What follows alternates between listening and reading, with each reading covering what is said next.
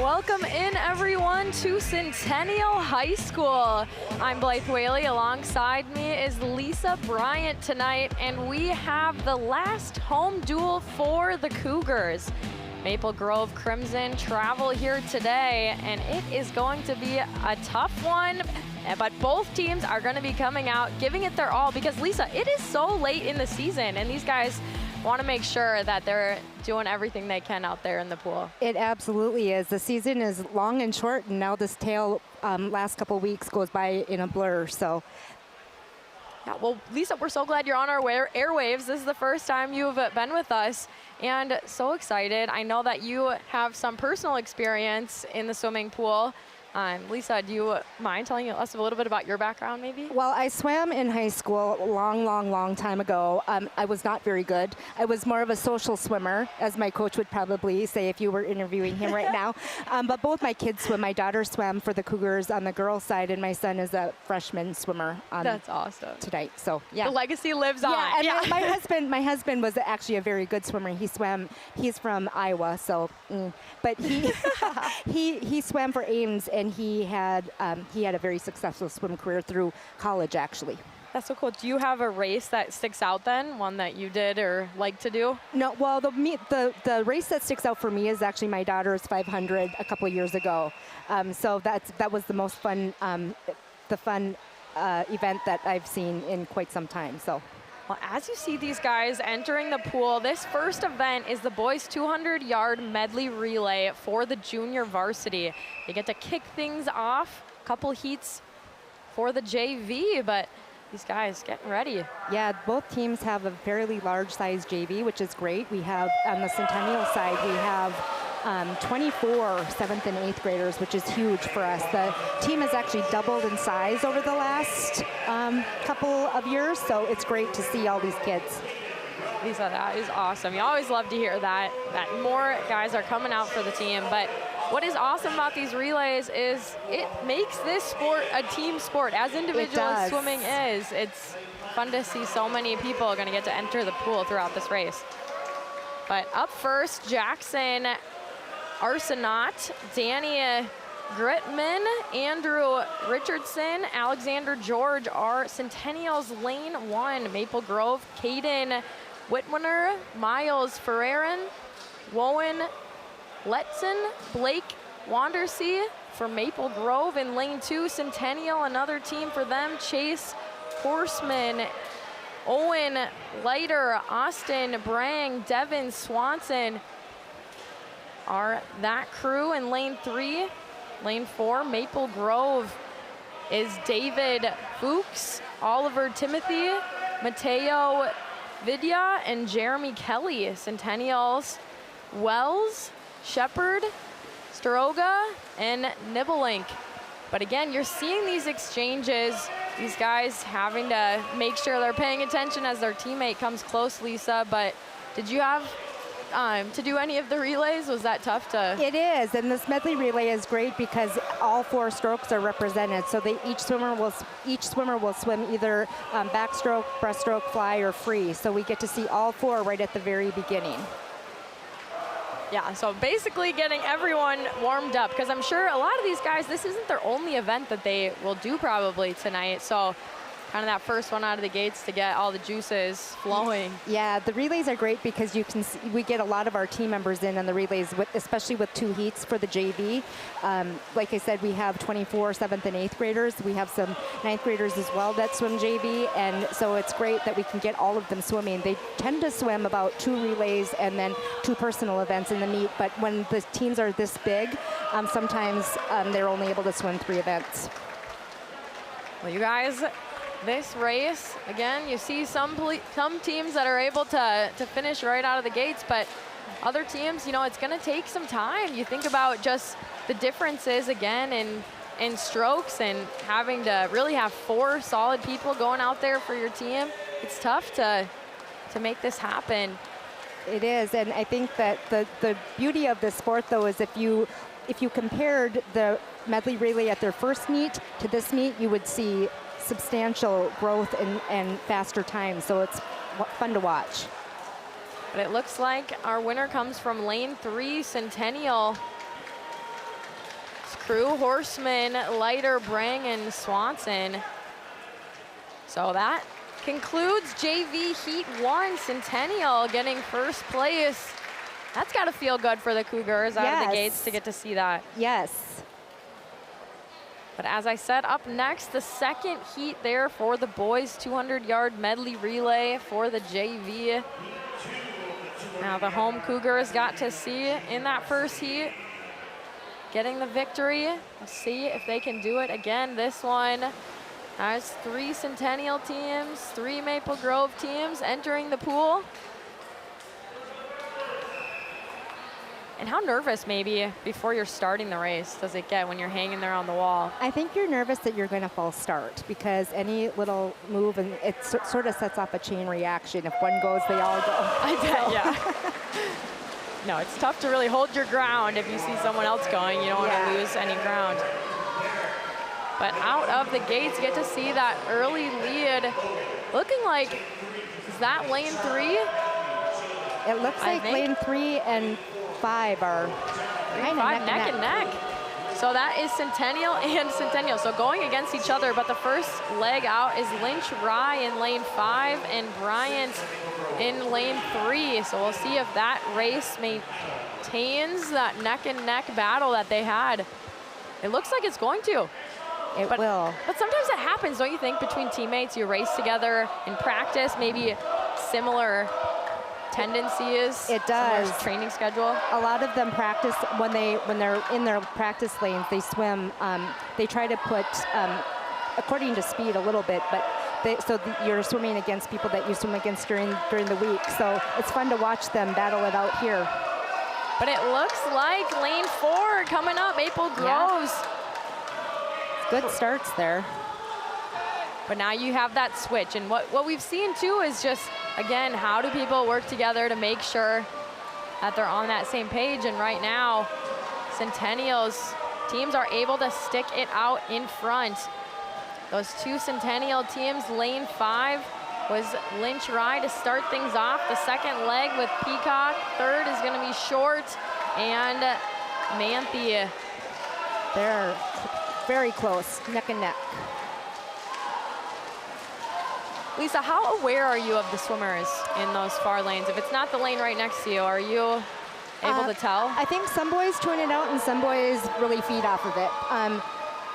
I always was sort of aware when I was swimming of who was next to me and how close they were, but I think some of these boys get in the zone and the only person they're racing is themselves. Able to touch the wall first in lane 3. It's Centennial again. Lucky lane 3, holy cow. But this one comes in from Bryant, Kufner, Manthe, and Behrens getting the victory. 2 Centennial teams starting things out right, but right now, you know, it turns the meet over to the varsity to have their first event, the second event of the night, boys 200-yard medley relay. And now these guys, they got to see what it took for the Cougars to get the victory in the JV races. Might get them a little more amped up as they head out for theirs. Centennial crews in lane 1, 3, and 5. Maple Grove 2, 4, and 6.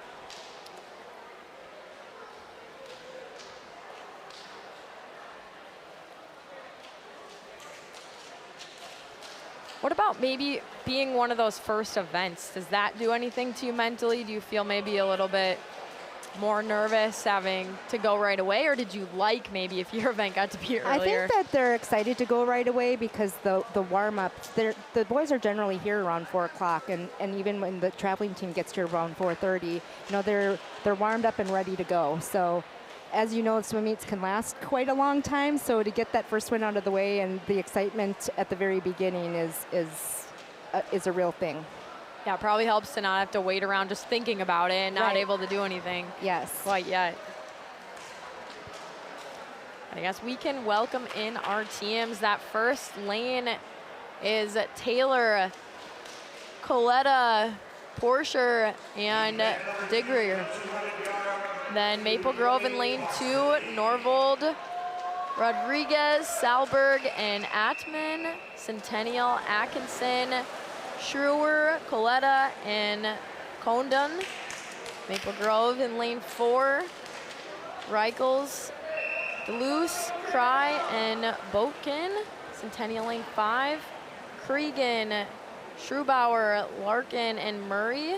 And lane 6, Pickens, Engler, Wildy, and Fisher.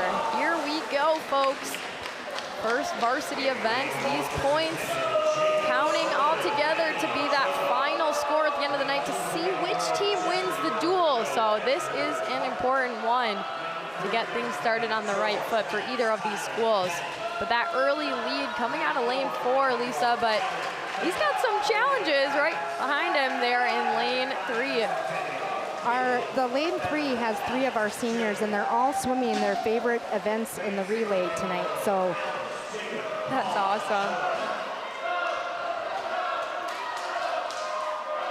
But lane 4, Maple Grove. Lane 3, Centennial. We'll see. Centennials now has the edge, and again, that lucky lane 3 doesn't hang true after the 2 JV heats before this. Max Shire is a state qualifier breaststroker. He went to state last year and placed, and expect to see him back there again this year if I hopefully don't jinx him. Yes, I know, right? It's always tough. You never want to say anything on the airwaves, but yet obviously so many, even professional athletes, we talk about them all the time, and they seem to be able to accomplish it. So we wish the best of luck to him as he competes, but Maple Grove gonna give him a run for his money there in lane 4. That Maple Grove team is Reichels, Duluth, Cry, and Boatkin pushing it in strong at the end. A tough race, but it comes to lane 4, finally. A different lane to see the victory, but also this one, a different school. We saw Centennials 2 JV wins in those first couple of heats, but now Maple Grove got their first victory tonight in that first varsity event.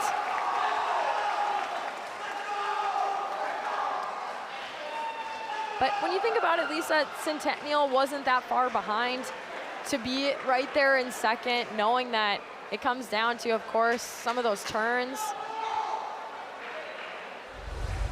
Let's take a look at this finish. But get to see this pass first.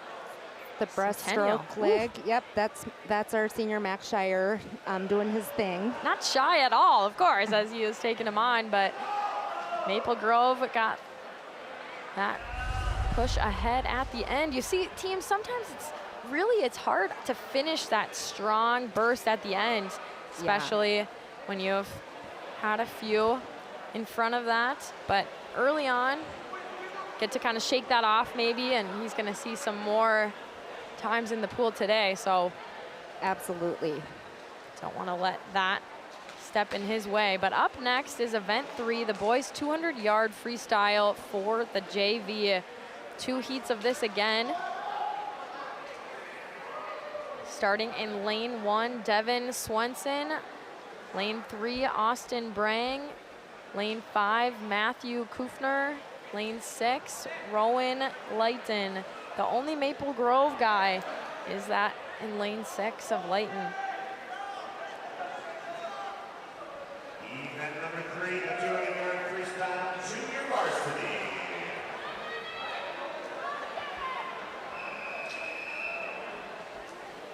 So would you prefer being in the pool and having to push off to start, or do you like jumping in? Oh, I would rather dive in, for sure. Why do you think that is? I don't know. It looks like we're making a lane adjustment here. And they must have added another Maple Grove swimmer. Do you think it's any of these? And that there was supposed to be 2 heats, but the second heat only has 2 Maple Grove guys. So I wonder if they started to combine. Probably. Yep. Looks like now 3 full. This is going to be a full just one heat now, I'm assuming.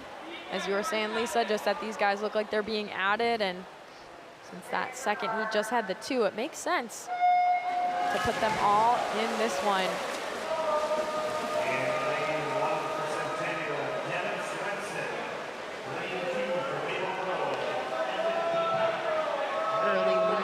out of lane 4.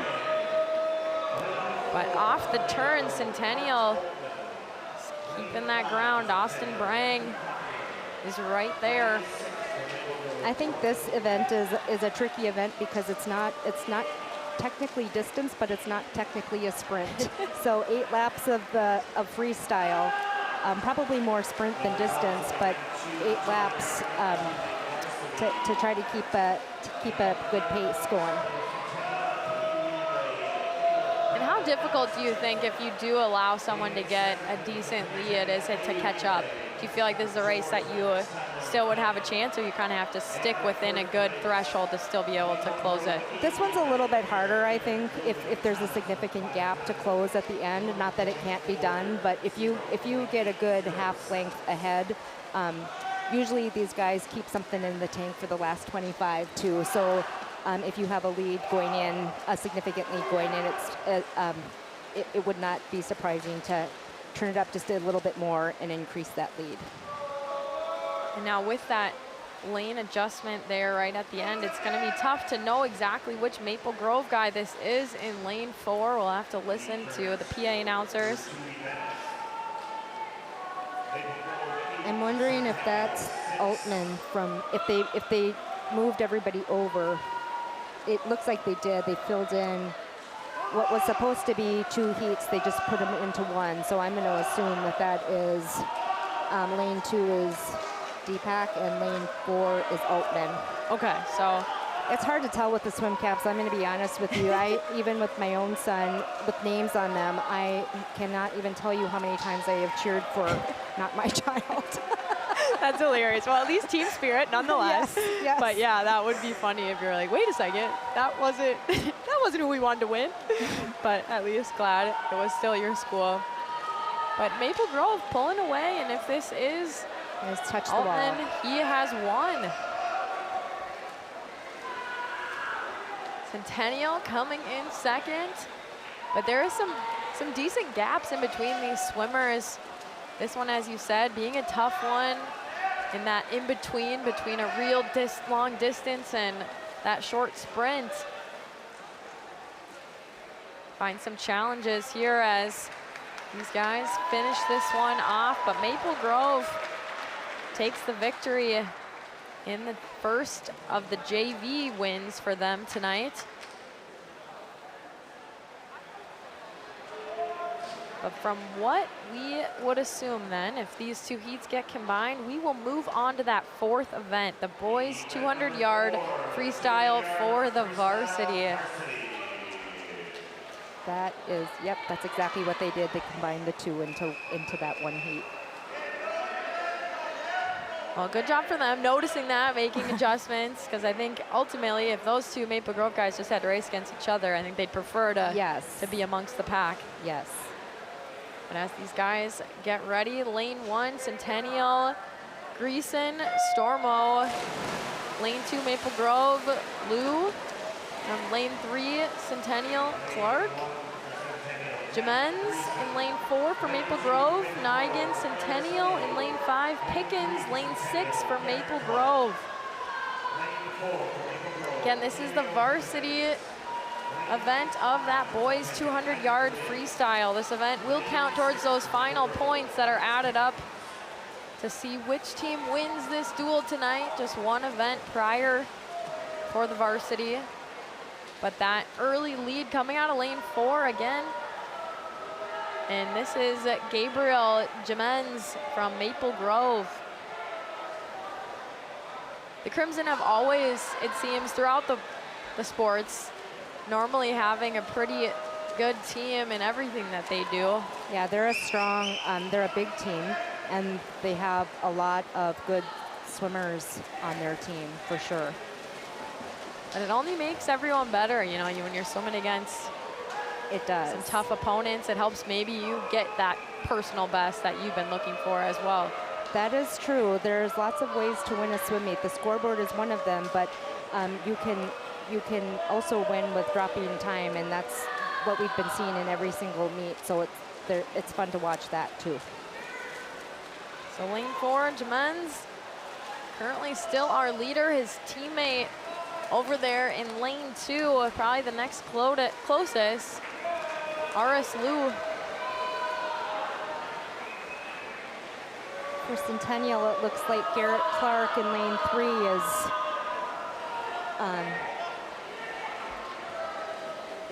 is our first swimmer in. So he's in 3rd. It's going to be a battle. It looks like a couple of guys going to be battling for 3rd, if not 3, if this guy is able to pick it up here in lane 5. Able to touch the wall, though, for 2nd. Did come out of lane 3, and that was Garrett Clark for Centennial.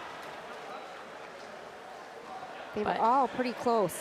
Sometimes those heats, you can have a big discrepancy in the time. For it being the 200, those times are all relatively close together. So, Gabrielle Jamens winning there for the Crimson, again in the varsity boys 200-yard freestyle. Some of those goggles, it looks like no sun would go in those. So yes. Pros and cons of, but they're fun. That's Gavin Manthe. He actually does double duty for us. He's a swimmer and a diver. Oh, wow. Which is awesome when they can go back and forth between each other. But this event next is event 5, the boys 200-yard IM for the JV.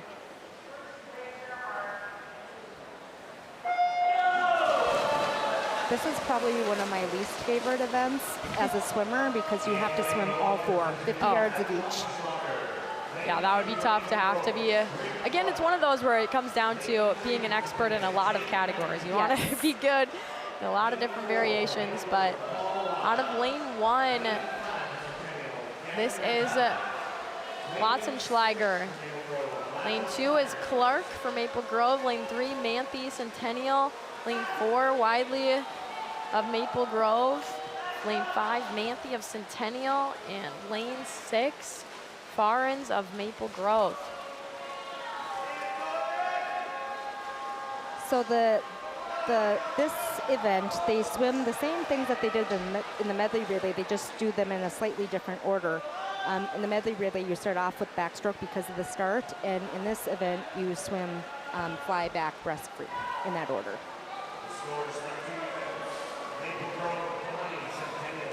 And with that order, do you feel there's one that's more challenging? Well, fly to me personally is one of the more tiring strokes, so that it goes out first, that you don't burn all your energy on that. And then making sure that you have enough left in the tank for that last 50 free. You know, pros and cons of getting the hard one out of the way, because like you said, then you're like, okay, I still have to do everything else after this. But our early leader coming out of lane 4, this is Maple Grove's Paul Wiley.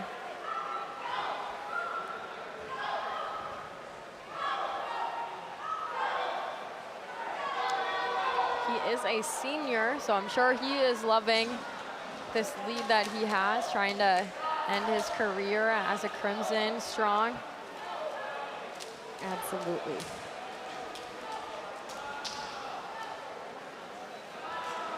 How about some of these guys, of course, don't have the swim cap? Do you think that's just more so personal preference? It is personal preference. There's some that don't like to wear a cap till sections.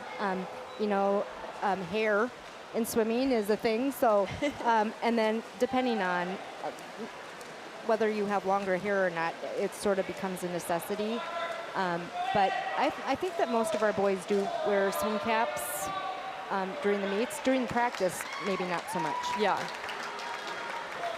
Our winner in lane 4, Paul Wildy.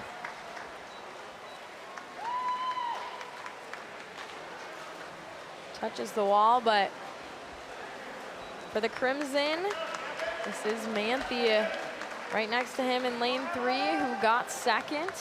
One of those guys that we were talking about that isn't wearing a swim cap tonight. In third place, another Manthe, but they are not brothers, but both of them have brothers on the team. That's not crazy. That is crazy. But it's awesome, though, especially when you see siblings on the same team, especially, I'm sure, for the families, not having to to be in 2 different We places. do. I think we have about 5 sets of siblings on our team this year. That is so cool. Well, they always talk about teams feeling like family, but this one really does have a lot of family on it.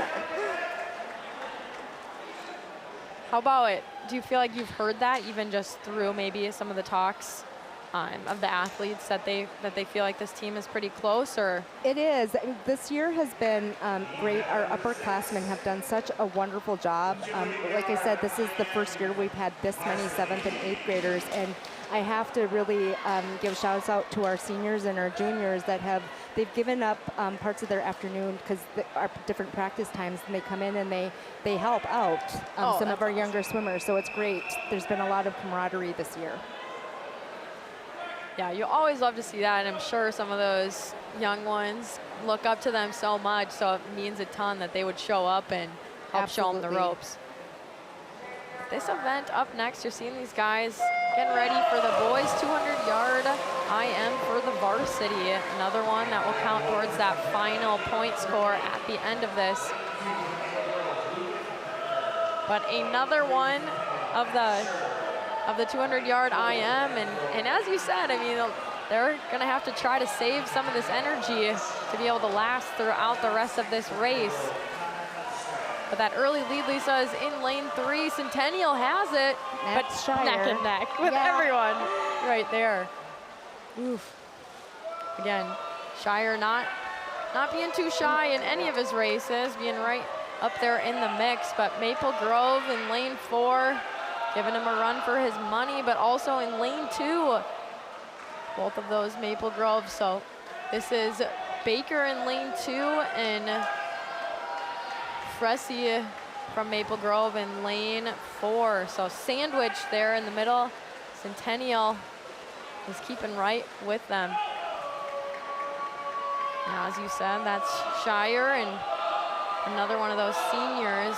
He is. He's one of our captains. He's one of our 2 senior captains, and he is going to the U of M. Actually, he signed on Tuesday, I believe, and he is going to be majoring in, I believe, electrical engineering. But it's been fun watching him the last 2 years, especially. He's pulling away on his breaststroke. Breaststroke is also his favorite event. Which is awesome to see, and congrats to him. That's a huge accomplishment to get to already have that solidified and looking forward to that future. And of course, when you're staying in the state, then you get all the fans too to be able to continue to follow that journey. But it is nice, especially you think about a race, if you were neck and neck, but you knew your specific part of the relay was coming up. You know, you get to, not the relay, excuse me, but of the IM was coming up, you get to be excited because you know, hey, this is where I really am gonna thrive. And we get to see a Shire get to touch that wall first. Good for him, again, as you talked about, what he gets to look forward to. But right now, he's looking up at that board to see what his awesome time was.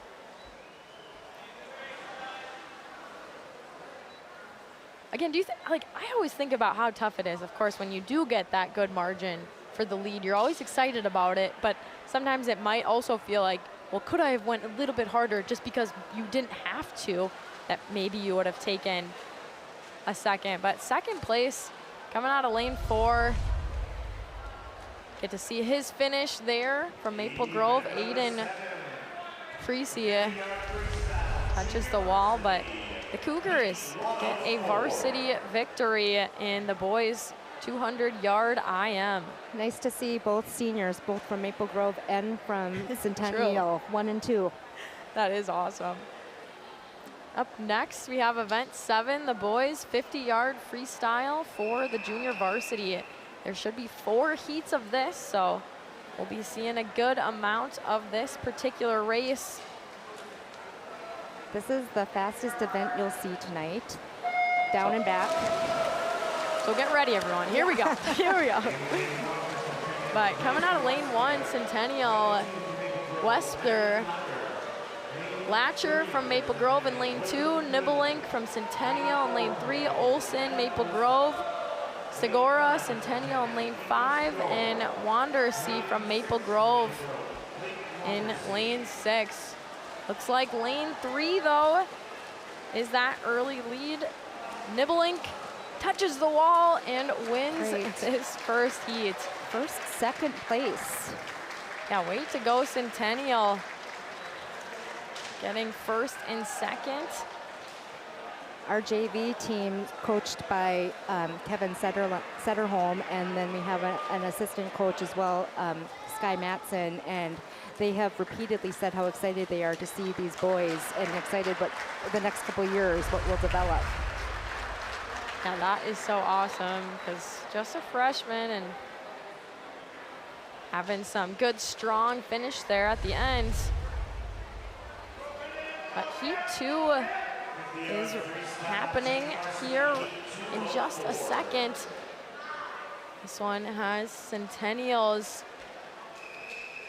Churchton, Kufner, 2 Centennials in lane 1 and 2. Bauer from Maple Grove, Page Centennial in lane 5. And lane 6, Vidya from Maple Grove.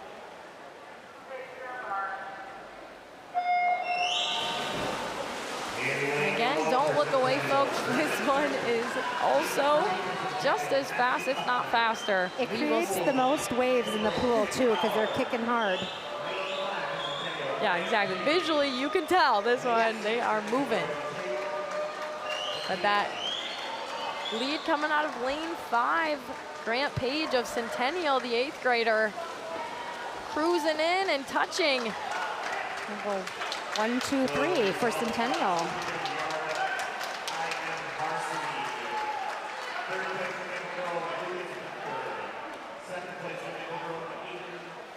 And that is awesome, getting to see Grant Page finding the wall. Looks like maybe getting a season best. Yep, 27.30. Looks like he dropped a couple of seconds, which is hard to do in a 50. Yeah, exactly, that's so true. So Heat 3 of 4 coming up. Leiter of Centennial, Tabor from Maple Grove in lane 2, Lynchreich from Centennial in lane 3, Martin, lane 4 from Maple Grove, Nielsen, Centennial in lane 5, Delaney in lane 6 for Maple Grove. And again, just the down and back. Who gets the lead out of this turn? Wow, this is the tightest heat altogether. Everyone is right there. Who is going to stretch out? Looks like maybe lane 2. Lane 2. Very close times between first and second place. Brennan Nielsen. No, lane 2, excuse me. Tabor.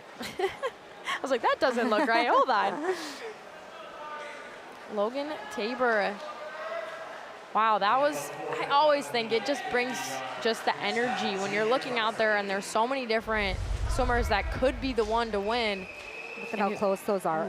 All 4 coming in neck and neck.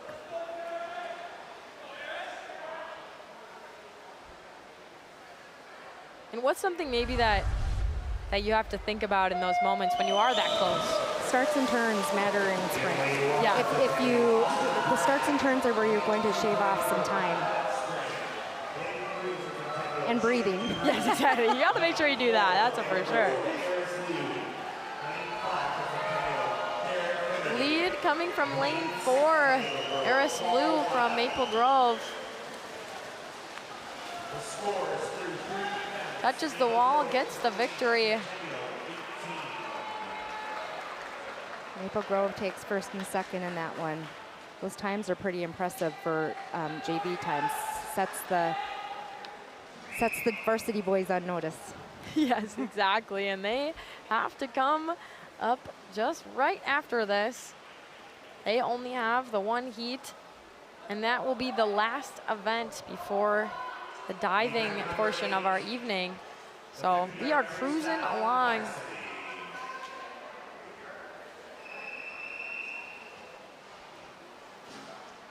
But in lane 1, Bryant of Centennial. In lane 2, Boken of Maple Grove. In lane 3, Condon from Centennial in lane 4. Reichels from Maple Grove, Murray in lane 5 from Centennial, and Rodriguez in lane 6 for Maple Grove. Again, this turn is important, everyone. We'll see who's leading it after this. Looks like appearing in lane 4, but it's gonna be tight between lane 4 and lane 2. Who has that quick reach? Comes out of lane 4. Gonna give it to Garrett Reichels of Maple Grove, another senior, seeing that senior leadership consistent across the board tonight. A lot of upperclassmen finding the victories. Maple Grove went 1 and 2. Ben Condon's also one of our seniors. He's actually swam with the team since you could join the team, so since 7th grade, so a 6-year swimmer on our team, and freestyle is actually his favorite stroke. So I think all of our seniors are getting to swim their favorite strokes tonight, which is great for senior night. Yeah, that last home meet, you want to make sure that getting to do things that you want. But you guys, we have more on deck for you. We will be back with our diving portion after this.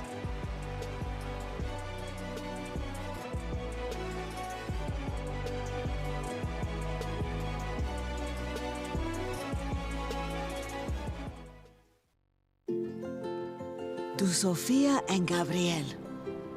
Even though these old knees can't follow on your adventure to the forest today, these flowers represent my love. These stitches and threads join us together. And wherever you see a flower, a bird, a beautiful tree, know that my love is with you. Make the forest part of your story at a park near you. Find one at discovertheforest.org.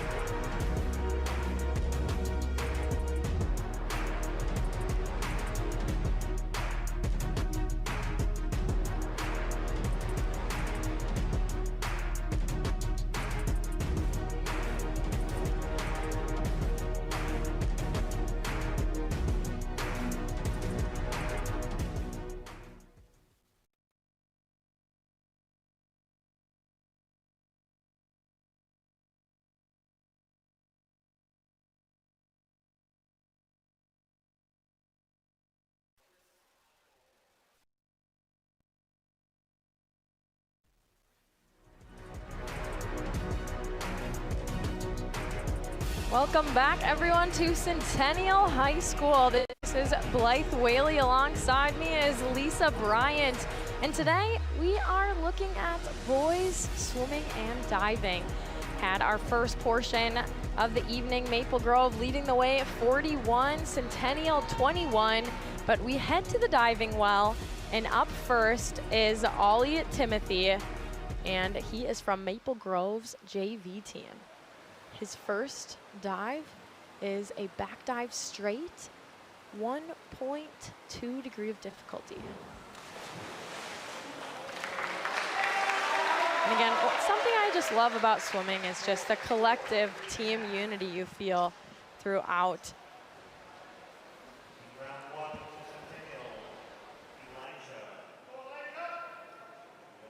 201A back dive straight, degree difficulty 1.7.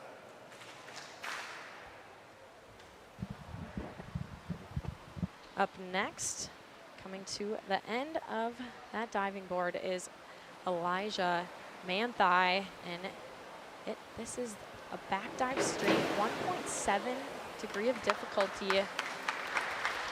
Scores looks like 4.5, 4, 4.5. Gavin and Elijah, both divers are brothers. Which is awesome, having that brotherly help. You know, sometimes you need it, as getting to see firsthand.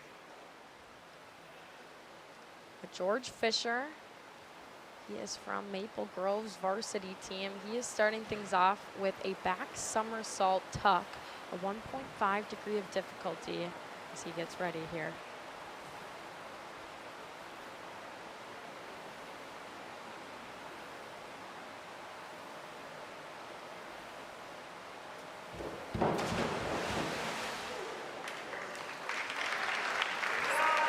Scoring looks like 4, 4.5, 4. Up next for Centennial, Gavin. Doing 201A back Up dive. next is Gavin Manthai, and he is doing a back dive straight, also a 1.7 degree of difficulty. Excuse me, Ian Cobb from Maple Grove's varsity, a back dive, pike 1.6 degree difficulty.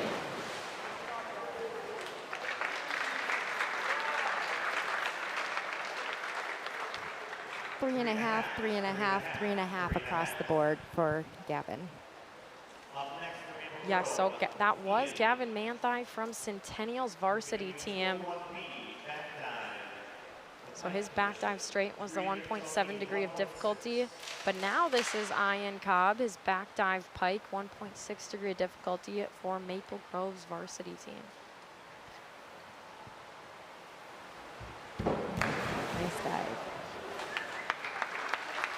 And you see the level of concentration Five these and a guys half, have. 5.5,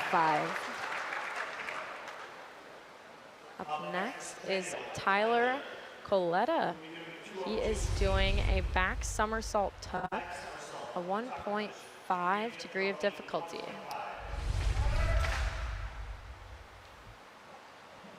What do you think some of those thoughts going through these guys' heads are as they get to that end? How do you calm yourself, you think? I don't know, with everybody staring at you. He's so hard.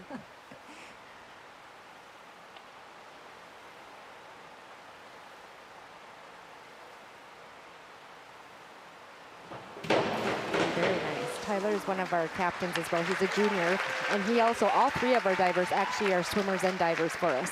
So a little bit of a unique situation, which is great. They can switch back and forth. Yeah, I think that would make it even more fun to be able to not have to wait and watch during this section. You get to go up there and still continue to compete.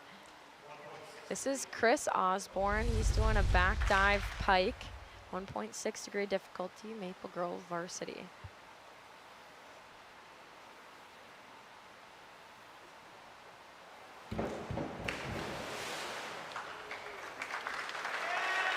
Five, 4.5, 4.5. So now we get to repeat that, folks. We go back, start everything over for round two. Again, Looks this is Ollie Timothy.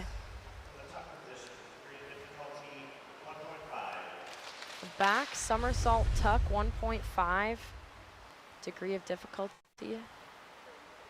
Again, Maple Grove's JV team.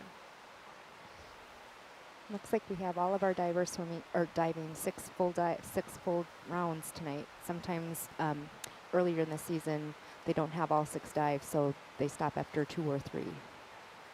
So we're that much into the season that they have their full 6 set.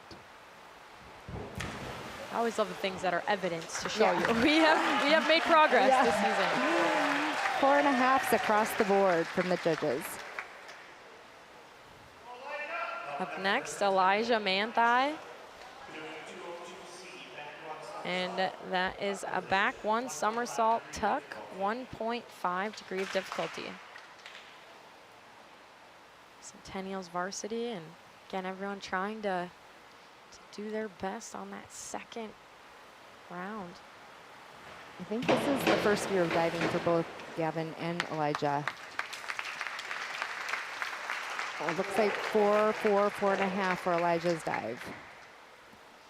Yeah, and that's awesome to be able to step into something that maybe you haven't. We were fortunate. We have Lee Rayleigh as our dive coach, and he's well known in the dive world around Minnesota. So That always helps. yeah. This is George Fisher. He's doing an inward dive pike, 1.5 degree of difficulty, Maple Grove varsity.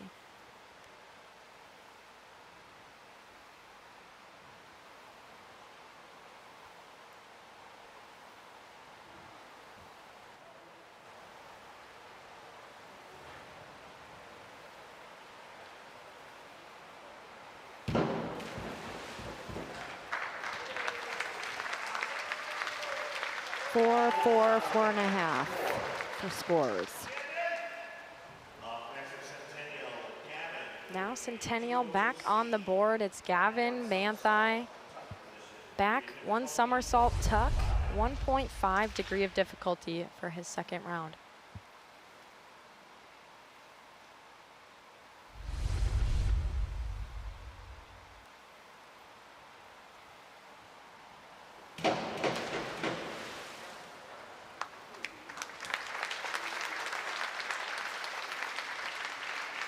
Fours across the board for Gavin on that dive.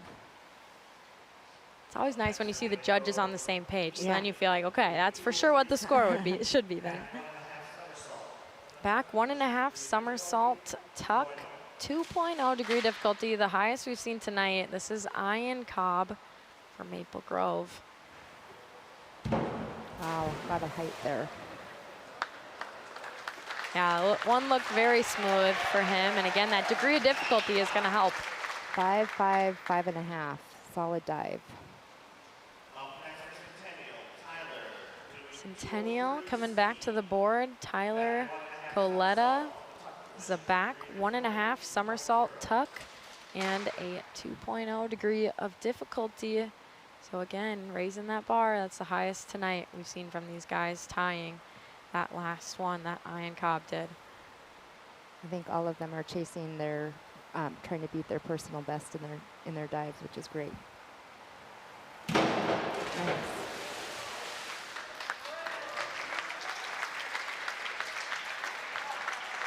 Looks like 4, 3.5, 4.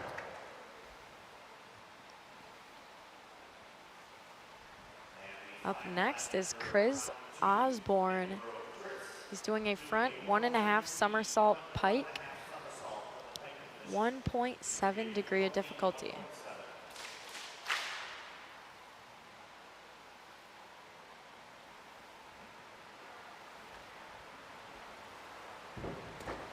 Oh, very nice. That was a nice dive. Scores reflect that. 5.5, 6, and 6. Yeah, scores reflect that. You even felt it in the audience. The fans are right there with him. But back we go to the order. Ollie Timothy coming back up. This is round 3. And now he will look to do a front dive tuck, 1.2 degree of difficulty.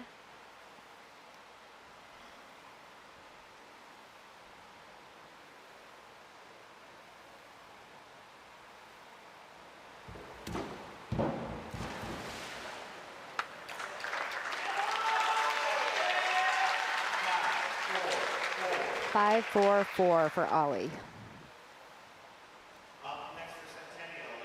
Now Centennial's Elijah Manthai, and this is a reverse one somersault tuck, 1.6 degree of difficulty.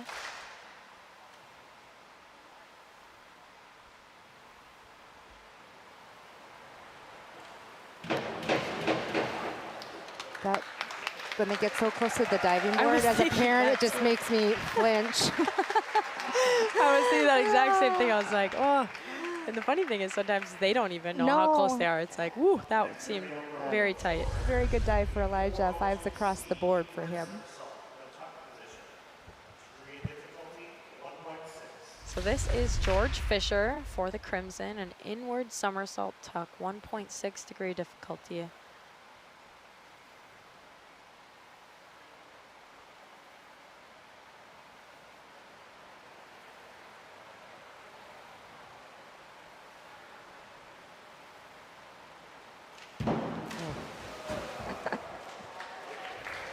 Nice dive.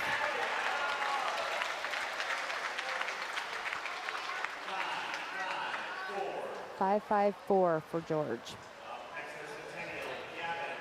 Kevin Manthai back on the board, a forward one somersault tuck, 1.4 degree of difficulty.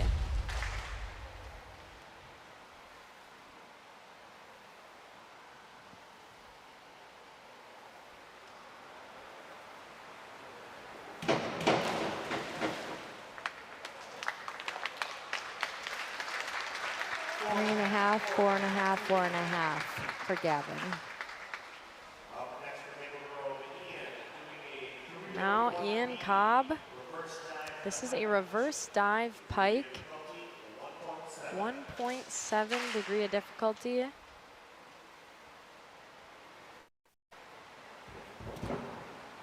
He gets a lot of height on his dives. Very impressive. Extremely smooth, and 5.5s across the board. yeah, those scores reflect. Seems he's leading the way, I would think. Yes. And rightfully so. Looks like he has been doing quite well tonight. But Tyler Soletta, this is a forward 1.5 somersault tuck, 1.6. Ooh, very nice, Tyler. 5, 5, 5. He got the nod from Lee, so he did good. I know, sometimes there's just that one person that if they're looking like it, you're like, okay, now I feel really good about this. This is Chris Osborne, an inward 1.5 somersault tuck, 2.2 degree of difficulty, the highest we've seen tonight.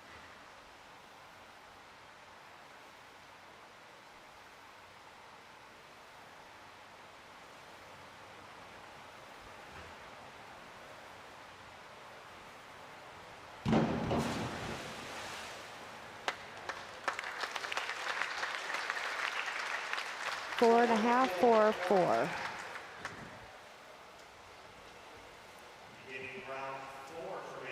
Now we head to round 4. Ollie Timothy heads up to do a front one somersault tuck, 1.4 degree difficulty. Again, knowing he just has a few rounds left, wanting to make sure he leaves it all out there.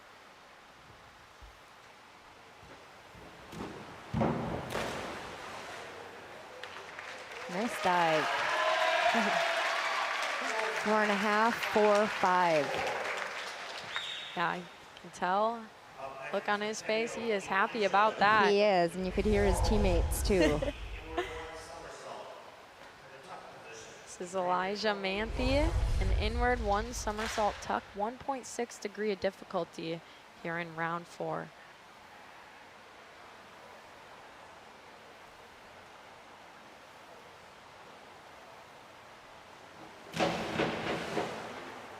Very nice dive for him. 5, 4.5, 4.5.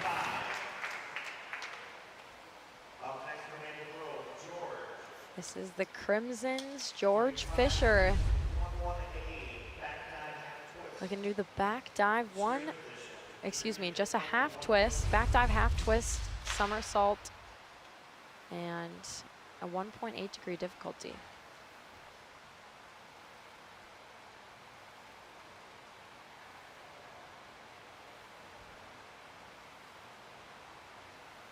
Correction, back dive, half twist, straight, 108 degree of difficulty. Figured I better make sure I clarify that before you see it, because there was not going to be a somersault, and everyone would be like, wait, hold on, you didn't do it.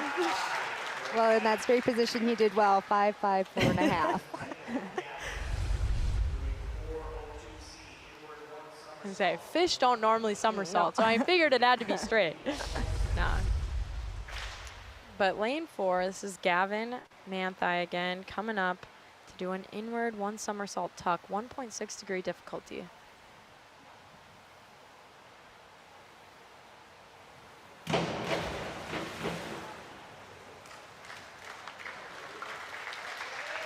It's like 4.5, 4.5, 4 for Gavin.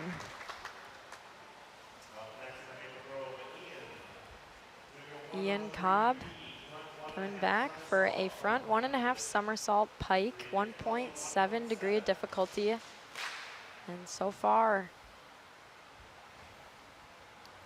leading the way. Oh, that's a nice dive. Ian's also, I think he's a senior for Maple. Look at those scores, 6.5, 6, 6. Yeah, always awesome to see them rewarded, especially throughout the night. Just so consistent so far. Very. Let's see how Tyler answers. So Tyler Salota, his 4th round is a forward 2 somersault tuck, 2.2 degree difficulty. That ties with the highest degree of difficulty, I believe, for the evening so far.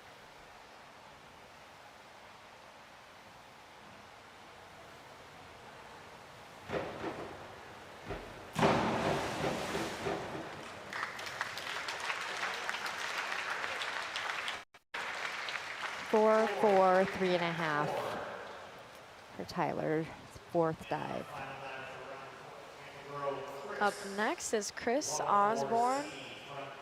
He will do a front 2 somersault tuck, 2.2 degree of difficulty, and he will conclude round 4.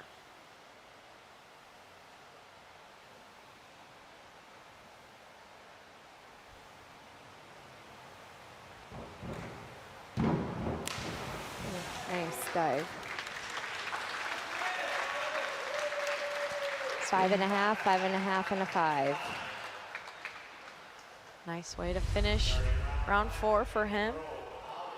To head to round 5, and so just 2 rounds remain, and these guys trying to make sure they keep that consistency like we've been talking about, just what these guys need to make sure they keep that concentration as well. But this will be an inward dive tuck, 1.4 degree of difficulty for Ollie Timothy.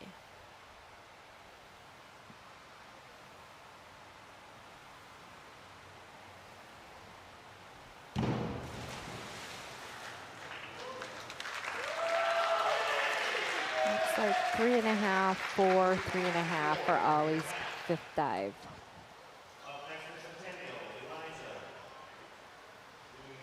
So now Elijah Manthai for his 5th, and this will be a back dive, half twist, straight with a 1.8 degree of difficulty.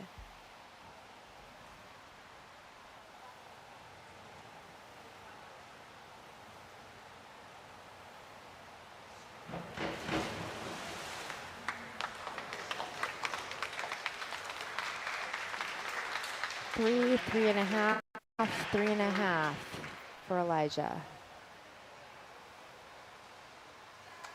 George Fisher looking to do a back dive straight, 1.7 degree of difficulty. And And again, do you think when you're getting down to these last two, do you feel like you're getting more nervous of just trying to complete strong, or are you more relaxed as you've already completed more? I think that as they save their tougher, well, from my untrained diver eye, it feels like they save some of their harder dives towards the end. So I would imagine the pressure mounts a little bit, but yeah. I know, probably just everyone individually can feel differently about it too, because some people, at least they got some under their belt and they feel more confident, where like you said, other ones are like, well, my harder ones are coming now. 3, 4, 4.5. Gavin Manthai, an inward dive, tuck, 1.4 degree of difficulty.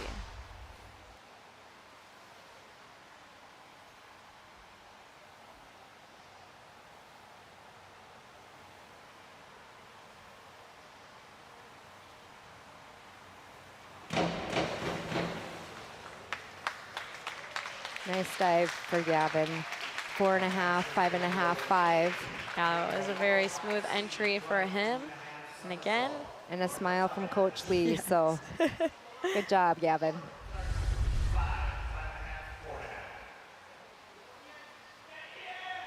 Ian Cobb, a front 2.5 somersault tuck, 2.4 degree difficulty, so raising the bar here. Wow. Wow. We're both looking at each other with our eyes huge. 5.5, 5.5, 6. That, he caught some air there. Very pleased with that. He's giving knuckles to his teammates. Well deserved. Feel like it surprised a lot of people in here.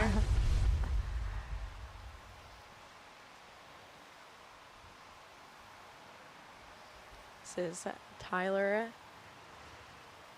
Salota, an inward 1.5 somersault tuck, 2.2 degree of difficulty. Ooh, balance. That's tough when that happens, because what are you supposed to do? I mean, you're there and you kind of have to. He regained some of his balance. His scores are decent, 4.5, 4.5, 3. Yeah, to recover from that, just even mentally. True. But he did it, so good job, Tyler. Yeah, those are maybe some of those things that as you do get further in the season, knowing maybe how to adjust when something happens like that at the last second, when you really just have to continue to focus.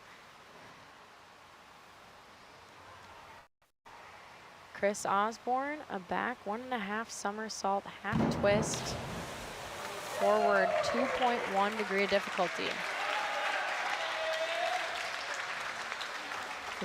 3, 3.5, 4.5. Let's take a look at that again. Little sideways there, but still to get that many rotations in. And this, you guys, is our final round in the diving for everyone. So you will be seeing everyone looking to try to finish this out and give us a show. But Ollie Timothy, this is a back dive, half twist, straight, 1.8 degree of difficulty.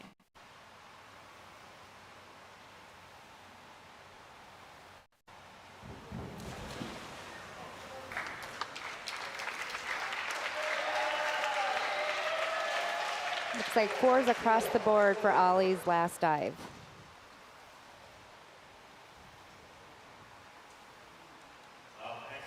Gotta like the consistency. But Elijah Manthai, forward 1.5 somersault tuck, 1.6 degree of difficulty for his last dive.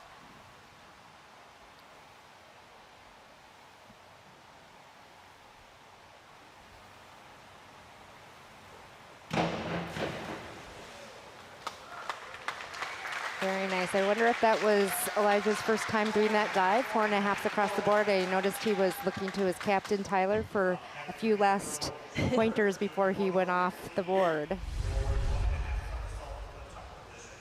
And some people are able to handle that. Other people, if they're getting the last minute, that would throw me off almost, trying to think about something else.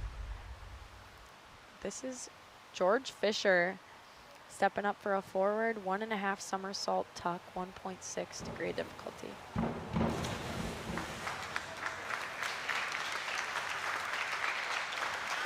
Liked his approach. He felt the confidence in that one. 3.5, 4.5, 4.5. He had a really smooth entry into the water too.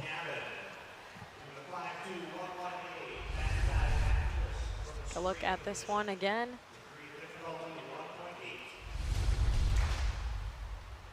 But Gavin Manthai on the end of the board for a back dive half twist straight, 1.8 degree of difficulty.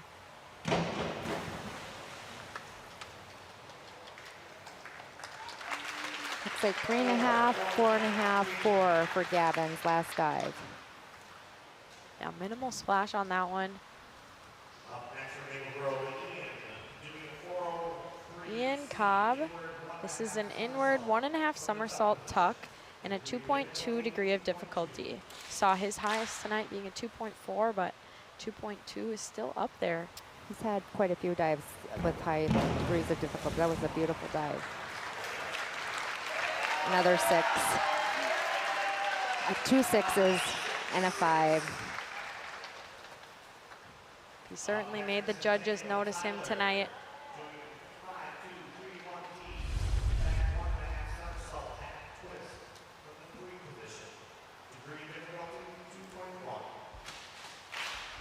This is Tyler Salota's last one, a back 1.5 somersault half twist.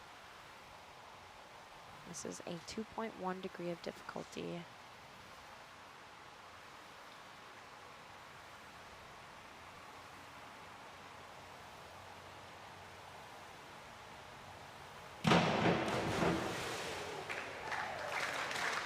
It's very exuberant.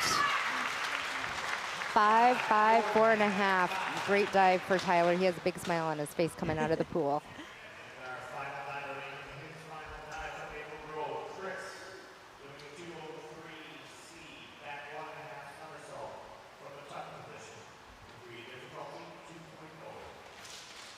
Chris Osborne for the Crimsons, last dive, a back 1.5 somersault tuck, 2.0 degree of difficulty.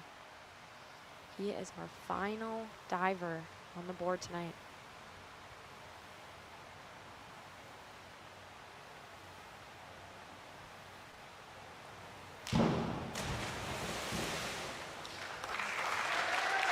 Nice dive to close it out. 4, 4, 4.5. Well, you guys, that completes our diving portion, but there is still a lot of action in the pool coming up next. Stay here with us. We'll be back shortly.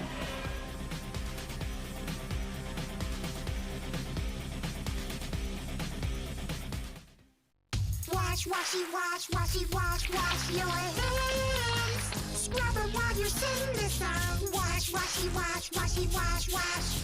Rub your hands and fingers and the places in between. Using soap and water makes your hands so clean. Wash your hands. Great job, you're almost done. 5, 4, 3, 2, 1, now dry. Wash your hands for 20 seconds, just like Elmo.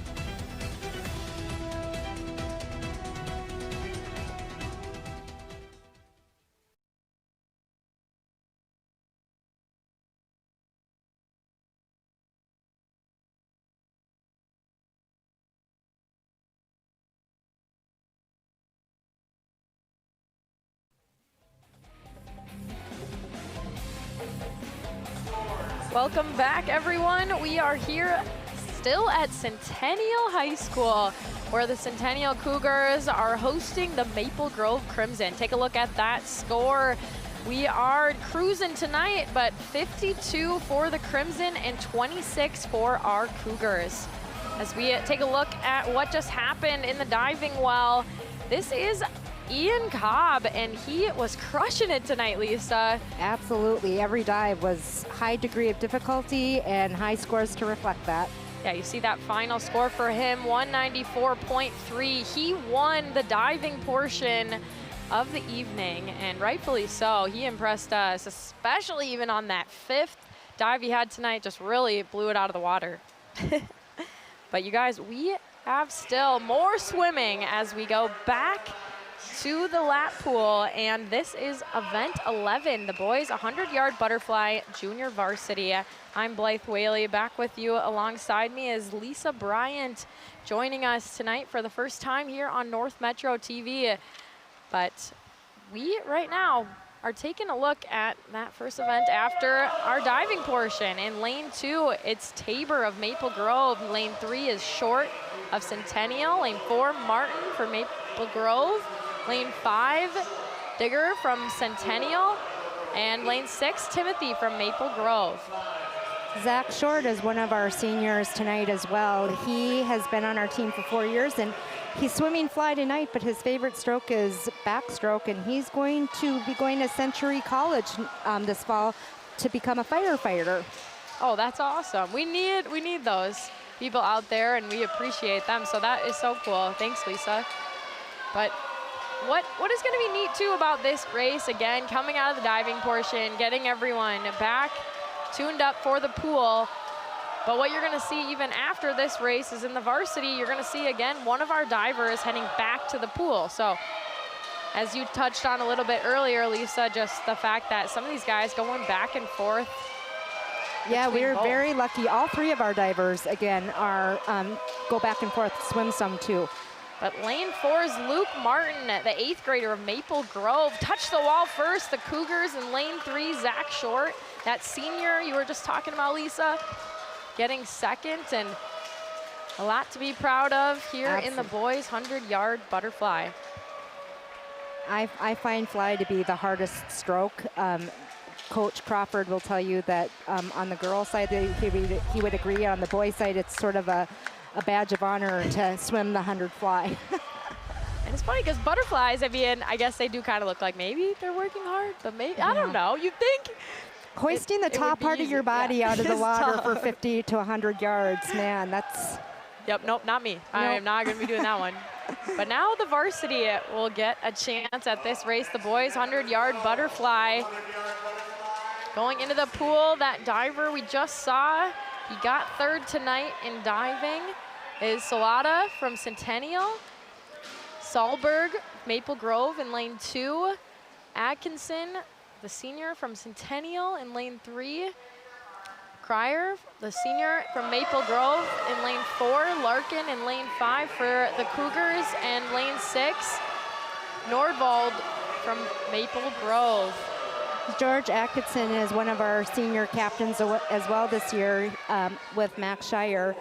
He's been on our team for 4 years, and he is heading to the University of Iowa this fall, hoping to go to law school eventually. Wow, that is awesome. Again, you think about just these guys thinking about what that future is going to look like for them after Centennial swimming and dive, and it sounds bright for a lot of these guys. They do. They all have. I'm impressed when we asked the seniors to give us a little blurb of what they're doing. I mean, it wouldn't be uncommon for them to say, I'm not sure yet, and all 5 of them had answers. So true. Yeah, that is so crazy when you think about it, because easily some people have no idea. But right now we're getting to see that victory, and he knows exactly what he's doing. Logan Cryer, Maple Grove senior. Lane 3 was the Cougars getting 2nd place. George Atkinson. And again, these guys, I mean, they come out here doing this race at, like you said, a very tough one at that. But again, you look at Salata from Centennial, and he had to go from doing the diving and coming back and getting prepped to do this. A lot to juggle on a night like tonight. You can see them all huffing and puffing as they get out. This is a tough event. But up next, we have event 13, the boys 100-yard freestyle for the JV. And there are 4 heats tonight for the junior varsity. Starting first in lane 1 is George for Centennial. Lane 2 is Lighton of Maple Grove. Lane 3, Richardson for the Cougars. Lane 4, Vidya from Maple Grove. Lane 5, Wells for Centennial. And lane 6, Olson of Maple Grove. But now, as we said, heading to the freestyle, so not having to see them shoot themselves out of the water. Yeah, 4 laps. This is considered a sprint too. That early lead in lane 4. Lane 4 is Vidya, the 7th grader for the Crimson. Second place is a tight race, it looks like, in that lane 1 and 2. Yeah, they're pretty even right now. Yeah, George and Lighton are neck and neck trying to get second. We'll see what that turn did for them. They are still right there, but even gaining on first place. So here, lane 1, George creeping up on lane 4. Yeah, Vidya looks like he holds his own and touches the wall first, but George gave him a run right at the end.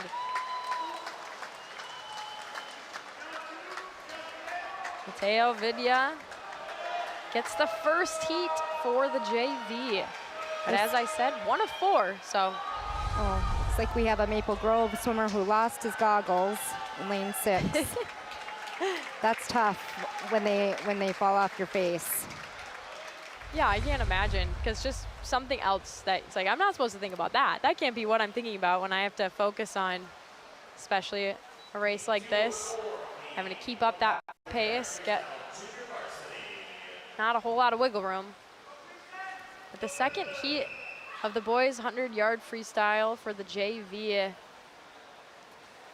In lanes 1, it is Centennial, Greeman, and lane 2, Rasky of Maple Grove.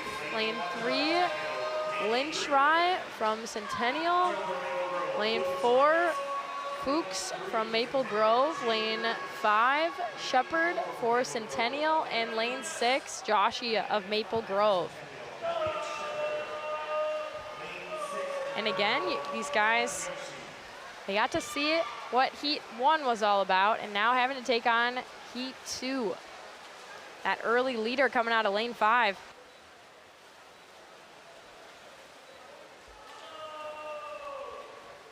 Lane 5 is Elliot Shepherd.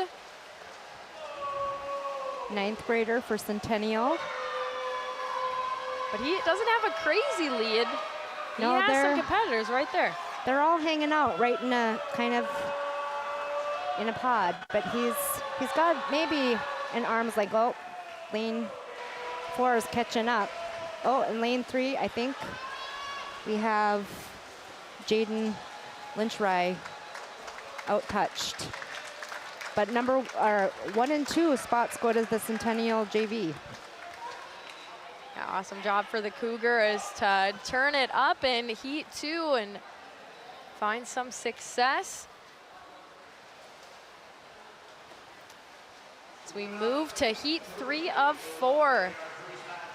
In lane 1, Horseman for the Cougars. In lane 2, Gillinanny of Maple Grove. Lane 3, Barons of Centennial. Lane 4, Brewer from Maple Grove. Lane 5, Manthe from Centennial. And lane 6, Schur from Maple Grove. Still one more heat of this event after this.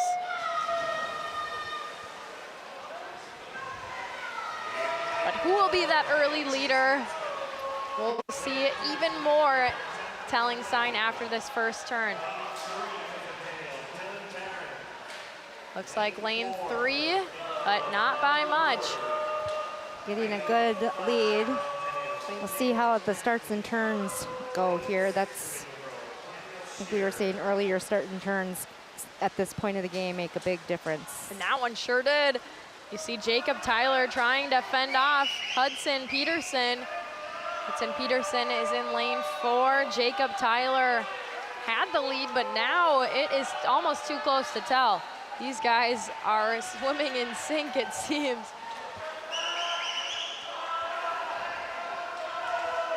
It's gonna come down to a lot of grit. Which of these guys wants it more? Who is gonna stretch out? Outreach.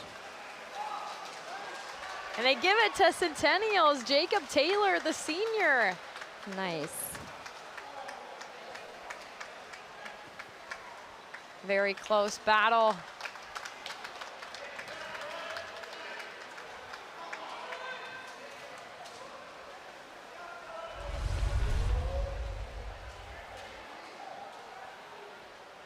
A minute 70 and a minute 74.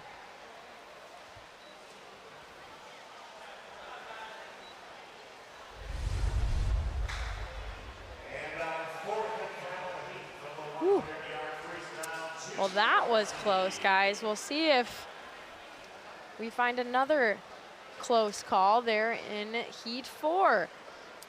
Heat 4, the boys 100-yard freestyle. This is still the JV.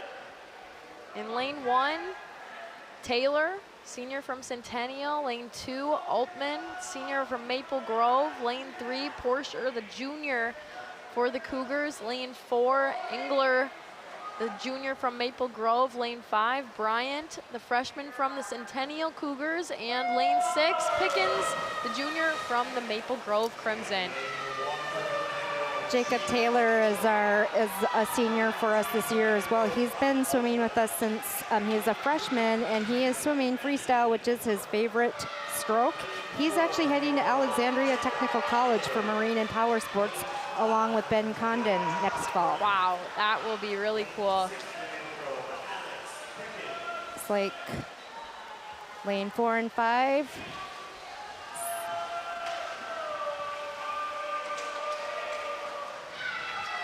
Yeah, lanes 4, Jacob Engler.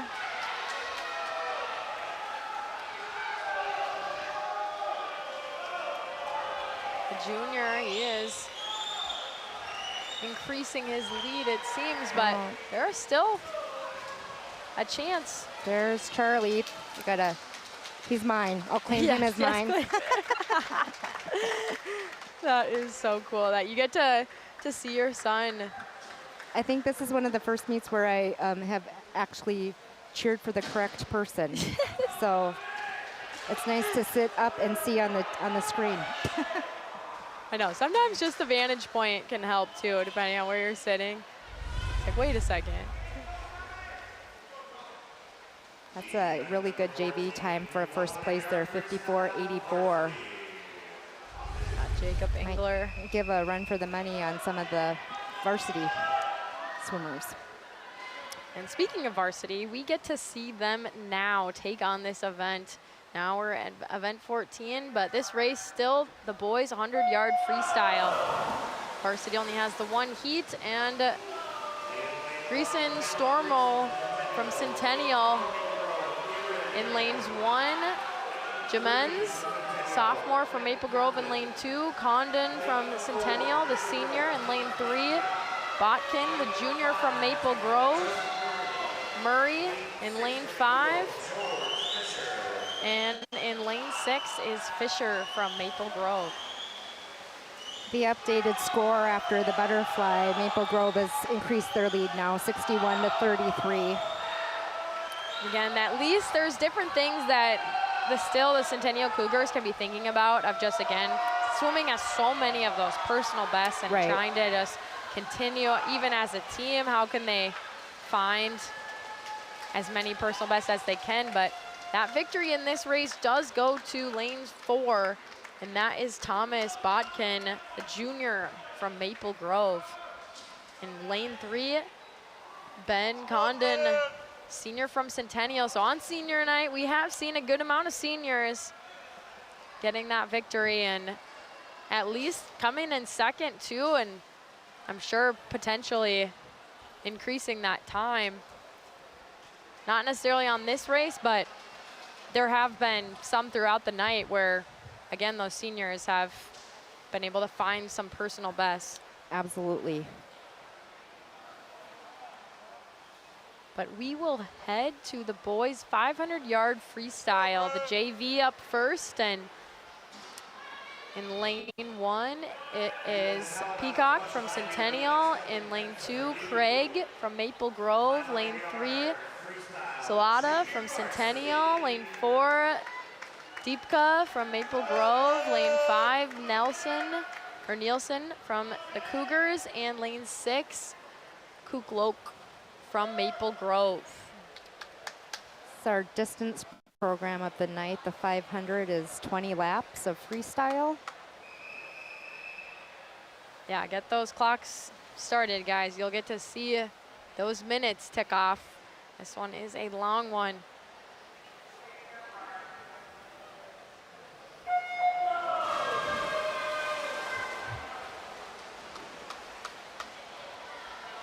I would need the raft. Where's the floaty?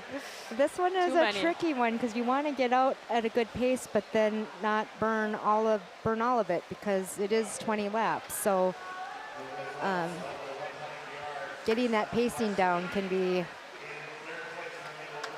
a lot of time in the pool training to get that pacing down right.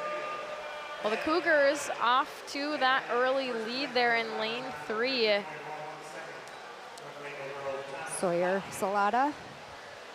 And again, that margin doesn't always mean a whole lot because there are so much more of this race to go.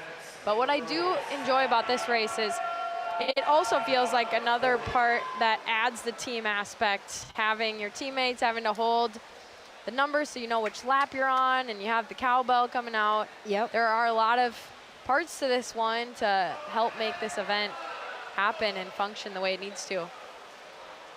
Sawyer's birthday today, I believe, too. So ooh, we always love a good birthday. Yeah, he's hoping for a win in the 500 on his birthday. Yes. Always a great way to start a new year, a trip around the sun. But I would say the best way is ice cream cake. But yeah. A win in the 500, I guess, isn't too far off. Maybe he'll get both. Maybe, yeah.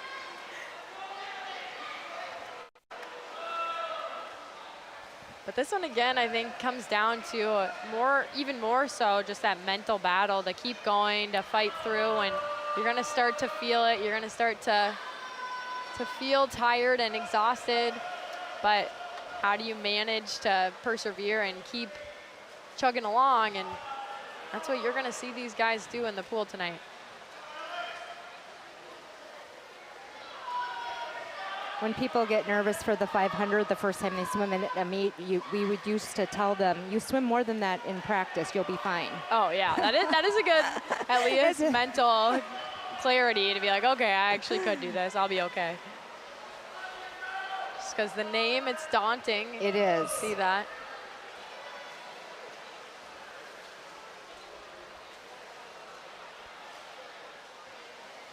But something interesting too is these guys, sometimes you'll see where they will be swimming near someone and you wonder how much that helps them, whether it's keep up their pace. Like I'm taking a look at lanes 1 and 2 and they are pretty tight throughout this beginning portion, and I would say sometimes it helps. One of those swimmers maybe isn't normally swimming at that pace. Maybe they are, but sometimes when you're able to latch onto someone and it can help you swim maybe faster than you thought you could. Yeah, it's a motivator, especially if you've been swimming side by side by somebody and then you notice that they might be a little bit ahead. Yeah, we're like, okay, I got to pick it up. I got to pick it up. How about, looks like Sawyer's to the halfway point now. Still looking really good.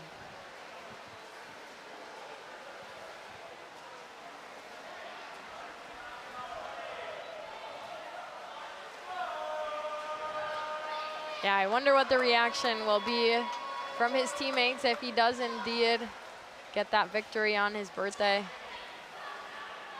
These guys are pretty good about rooting for each other, so I think they'll be pretty happy for him.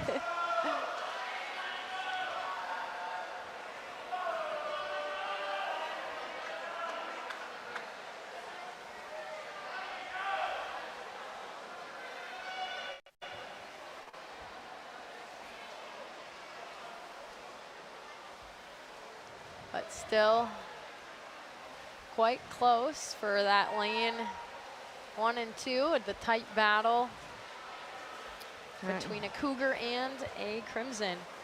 It's like he is getting close to lapping here on either side of him. Yeah, and especially too, because I mean, what I'm noticing is, of course, maybe even if, like I said, someone isn't on that same lap as you, again, trying to find someone to latch onto, someone to help push you through this next portion of the race, because you take a look at someone like Sawyer and he doesn't have anyone that's right next to him, but maybe could use some of those people. Sometimes the counters, as vigorous as they are pushing up and down, it gives them a little clue of, you know, you need to speed it up, or they have little signals that way. Sawyer, Tyler's his brother, looking very good as he going to get the bell here in the next lap. What I think is interesting too is, I mean, you have to have those signals because you are obviously under the water more than other sports, where sometimes the yelling isn't always the easiest thing. It's like, okay, what can we just show you? How can we tell you? There's the bell for Sawyer. Means he's going to swim his last 50 here.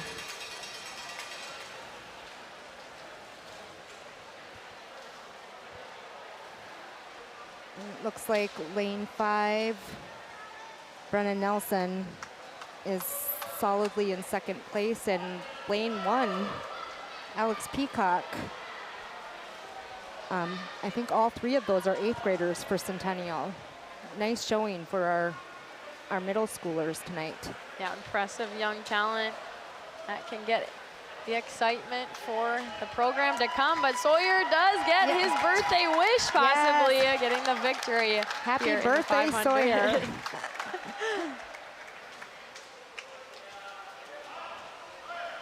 Very nice time, under 6 minutes. I think he crushed his time, actually, by a lot. Yeah, always nice to see, especially in these races. Sometimes you can knock off a good chunk of time and really feel good about it.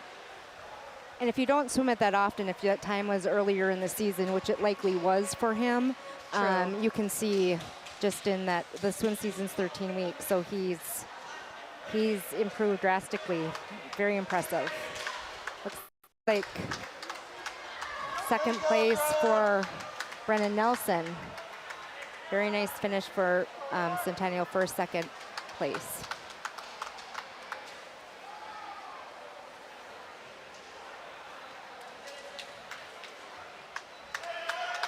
Next, we have our last swimmer coming to touch the wall here in our JV race of the 500 freestyle.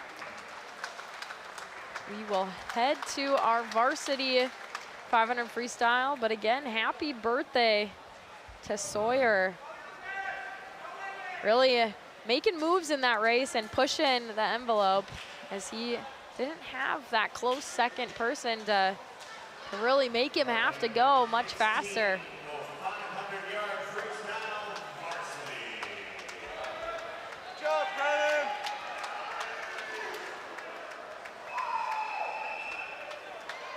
Update on the score, Maple Grove is at 70 and Centennial is at 40 as we head into this varsity 500.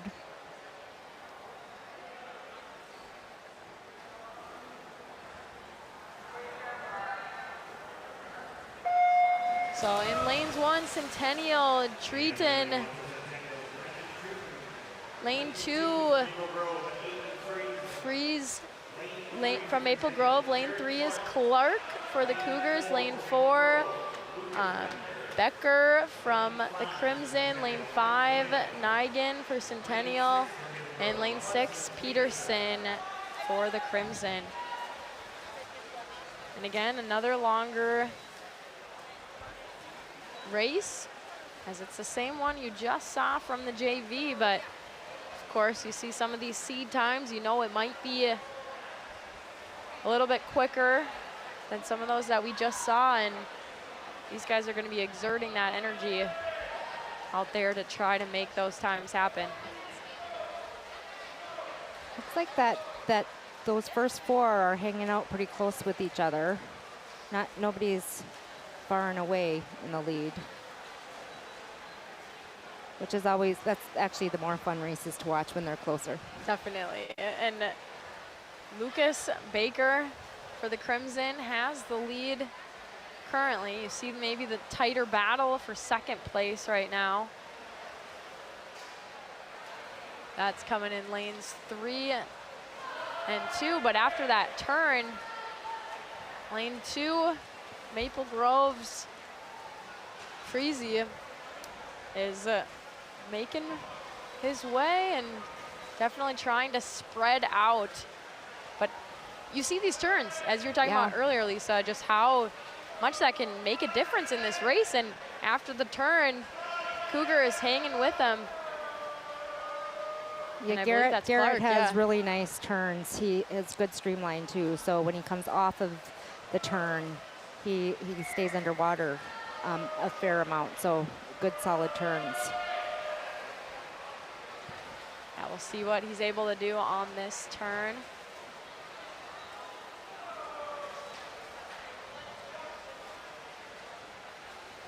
But still in the lead, Baker, the 8th grader from Maple Grove.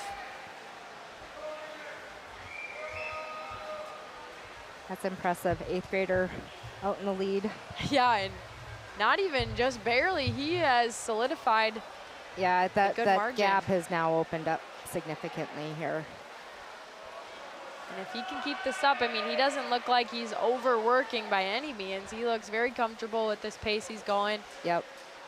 Which just signals that he might be able to continue rolling away with this lead. But looks like Maple Grove 1st and 2nd, Centennial 3rd, 4th. And 6th. At the they're at the halfway point now too.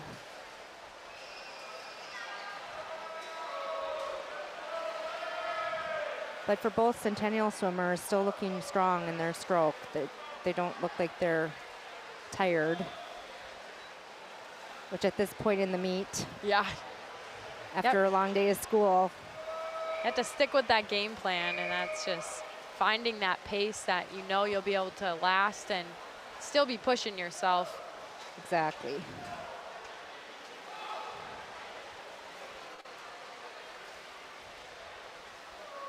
It's tough to kind of find that. I relate to that through my track experience, just with different races, of having to make sure that you still had some in the tank for the end of it. Yeah. Like, of course you want to go out, you want to be in the lead, but maybe you're going to run a stronger race if you hold off just a little bit. Yeah, and allow it's a yourself that room. pacing issue, because if you go out slower and you finish strong, which is great, but if you get too far behind, it's hard to overcome that. So getting that pacing right on these 20 laps can be difficult.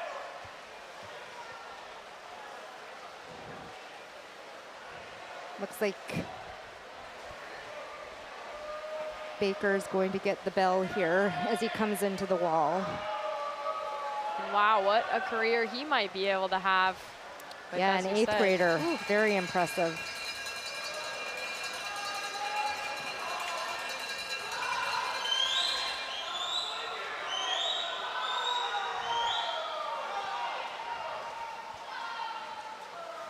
Just even strokes, and again, I think mentally for myself, I remember if I was in a race and even some of those guys not on that same lap, it still helps almost mentally even for Baker to be able to feel really good, even better than maybe he actually does feel, because I'm sure he's tired. There he But goes. he touches the wall. Very nice swim. But I'm sure it helped him having that guy there in lane 5. Isaac. Yeah, because for me, I think that's just another thing is I think it's those, what is your brain telling you throughout that final stretch? I know he's gonna wanna kick it as we saw him do to finish that one off as Baker did, but to have someone helping kind of make you feel even better about that pace, you're going, okay, I can do this, I can do this. But you see more and more guys getting to touch the wall and finish this long stretch of a race. And Garrett Clark finishing in 3rd place for the Cougars with a time of 5:42.56. I think that's on par with what he's been swimming this year. He's having a good year in the pool. so we see our final swimmer coming in to touch the wall, completing our longest race of the evening, the boys 500-yard freestyle. But congrats, Lucas Baker finds the victory for the Crimson.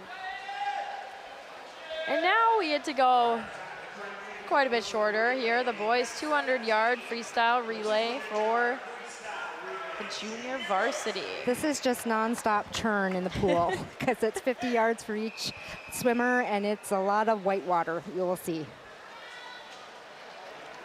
So we get to see 2 heats of this junior varsity. The first one, Centennial. It looks like actually Maple Grove in lane 2. They maybe decided not to do it because I don't see anyone in lane 2. But Centennial's lane 3, Manthe and Capco, Stegora and Richardson. Lane 4, Farens, Whitwer, Lighton, and Fuchs. Lane 5, Peacock, Westbisser, and Bacchus. But they don't have a 4th leg, so I'm curious. They're just gonna end there probably just to get those guys that training. Sometimes I remember my coaches had done that. But lane 6, Maple Grove, Mookie, Kukluk, and Latcher, and Wandersea. It looks like they do have somebody stepping in for Centennial for that. Sometime with illness and people having to miss a meet, a mad scramble at the end, right up to the start of the meet to fill out the roster.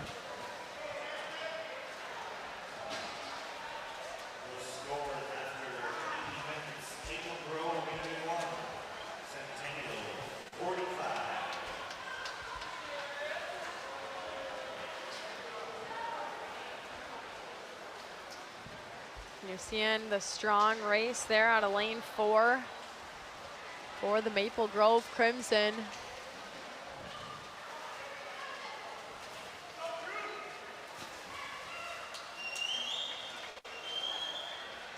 The officials looking at the starts to make sure that they've touched the wall before they take off on these relays. No, it's important, especially in track. You have the baton, you know, it's more matter of fact. Or this, it's tough to see when you're supposed to go.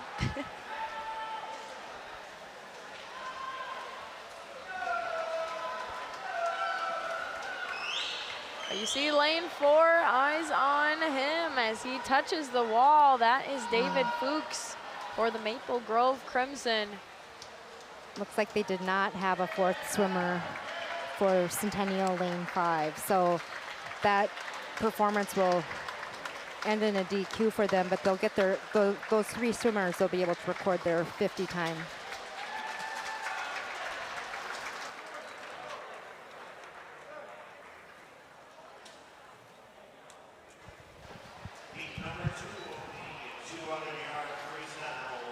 So lane 4, the Maple Grove got that first heat, and now we head to the second heat for the junior varsity to see who is going to come away with this. Again, it's the 200-yard freestyle relay. Each one of these athletes just swinging a leg of it. Not swinging, swimming. But they probably are swinging. Yeah, too. they're doing both. But in lane 1 for the Cougars, Peacock, Lautenschlager, George, and Wells for Centennial. Lane 2, Bauer, Clark, Schur, Roski for Maple Grove. Lane 3, Centennial, Behrens, Shepard, Hortzman, and Page. Lane 4 for the Cougars, Deepak, Tabor, Ligiani, and Craig. The Cougars in lane 5, Greenman, Anderalt, Swanson, and Nibelink. And the Cougars in lane 6, Fisher, Johnson, Osborne, and Cobb. Centennial has a slight lead going into, I think, leg 3 here, but the Crimson are catching up.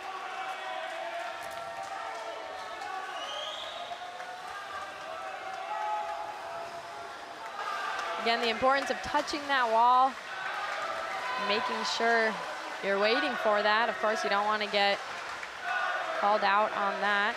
Yeah, very easy to DQ on a relay. Boys are getting into it now too, cheering along. And as they should, these guys. Here we go, last leg of the relay. Looks like Maple Grove first and second.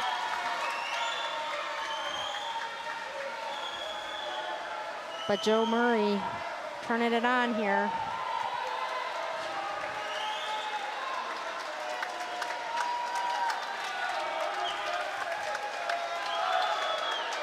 Really strong 50 from Joe Murray.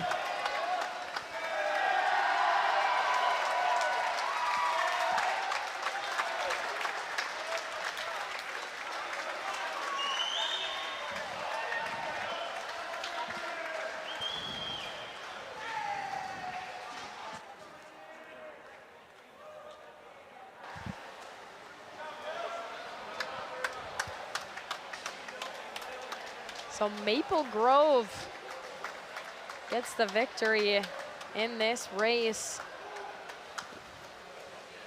Ian Cobb found it into the wall. You saw him doing quite well in the diving well, and that transferred over to this relay. Update on the score as we head into the varsity leg of this. Maple Grove 81, Centennial 45. As Lisa said, here we go for the varsities race of this, and Centennial. Digger,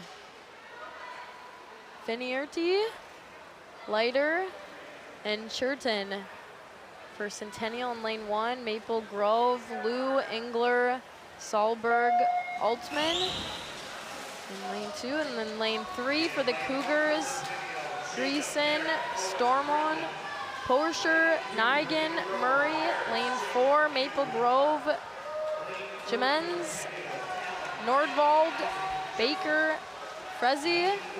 Lane 5, Salata, Bryant, Salata, and Clark. So the Salata brothers on ATM. And lane 6 for Maple Grove, Ruhr, Peckins, Wildy, and Elfstrand. It's like Maple Grove in the lead.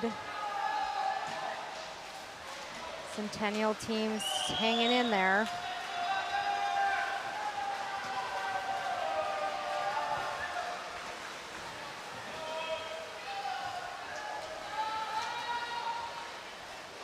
Yeah, like you said, Centennial in lane 3 hanging in there, keeping this interesting. But as far as just a strong competitor there in lane 4, Maple Grove continue to lead this race on this leg, looking like they're pushing even further into the lead. I think Maple Grove has taken first place in every event so far. Just a strong, strong swim team. They touched the wall, but the tie, or this race tie for second. Woo. Centennial pulls it off. Very nice swim. Strong finish, Joe Murray, 10th grader.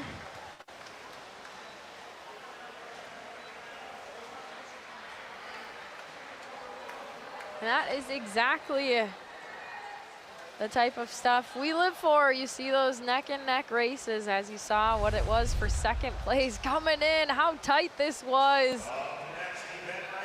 But Centennial Cougars walk away with that one, getting to feel good about how they went head to head with the Crimson for second place. Woo. But event 19, the boys 100-yard backstroke for the JV. Just one heat of this. And starting in lane 1, it's short for Centennial. Lane 2, Whitwer for Maple Grove. Lane 3, Taylor for Centennial. Lane 4, Peterson, Maple Grove. Lane 5, Barons for Centennial. And 6, Blatcher for Maple Grove. Got a couple 7th graders amongst the upperclassmen. A couple 7th graders and then 3 seniors.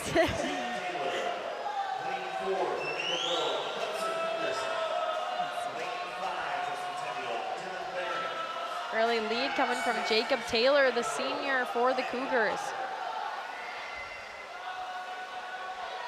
Second place currently coming from another senior Cougar, Zach Short in lane 1. Can he fend off lanes 4 and 5? We will see. 4 and 5 is Peterson from Maple Grove, and 5 is Barons from Centennial. They are neck and neck. They are. But growing his lead, Jacob Taylor. It's like we're Centennial go 1 and 2 here. It's close in 3rd place. Dylan Barons for Centennial. Might be slightly behind. It looks like Maple Grove will take 3rd place. Yeah, that came down to the end of it though too, Yes. because they were even closer than that just moments before, so. A fingertip. Yeah, it is, definitely. Almost looked like they were doing, what is that? Synchronized swimming. Synchronized swimming. Synchronized swimming. Yeah. I was like, what's the word? Really good that our seniors went 1 and 2 in this event. Good way to celebrate senior night. Well, now we head to our varsity's 100-yard backstroke. Lanes 1 is Cragen, the sophomore for Centennial. Rodriguez, sophomore from Maple Grove in lane 2. Lane 3, Atkinson, the senior from Centennial. Lane 4, Reichels, senior from Maple Grove. Lane 5, Larkin, junior from Centennial. And lane 6, Deleuze from Maple Grove, a senior. So a lot of seniors, couple sophomores, and just that lone junior, but these guys know that there's only just a few events left. This is Captain George Atkinson's favorite event, 100 back.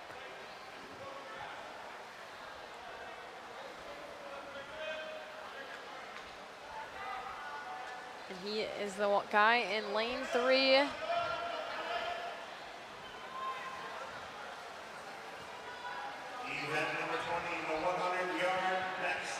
The seed time coming into this one, and Reichels has 6 seconds on Atkinson. We'll see if that plays out in this race or if these times were from earlier in the season and there's some room. That's 52.85 is the seed time. That's very close to a pool record if he swims that.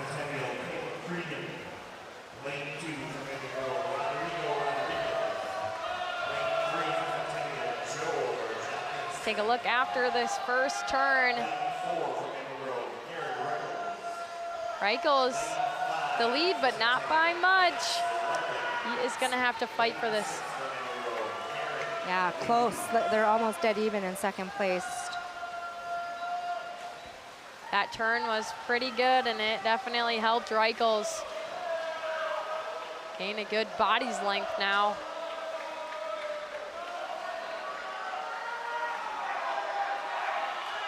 But second place, you see how tight lane 3 and 2 are.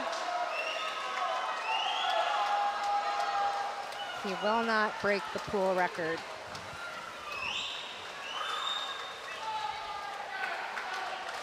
Yeah, we'll save the pool record for another day, but Maple Grove still goes 1-2 in the 100 back. But a good performance by senior George Atkinson. And Caleb Cregan. I think that's a personal best for Caleb. In fact, I know it is. yeah, we always love celebrating those. So. But as these guys take a second, we will move on to the 100-yard breaststroke for the JV. They get set up in lane 1. It's Shepard, the freshman from Centennial. Lane 2, Bauer, the sophomore from Maple Grove. Lane 3, Peacock, the 8th grader from Centennial. Lane 4, Engler, the junior from Maple Grove. Lane 5, Lautenschlager, the 7th grader from Centennial, young one there. And then in lane 6, the 10th grader from Maple Grove.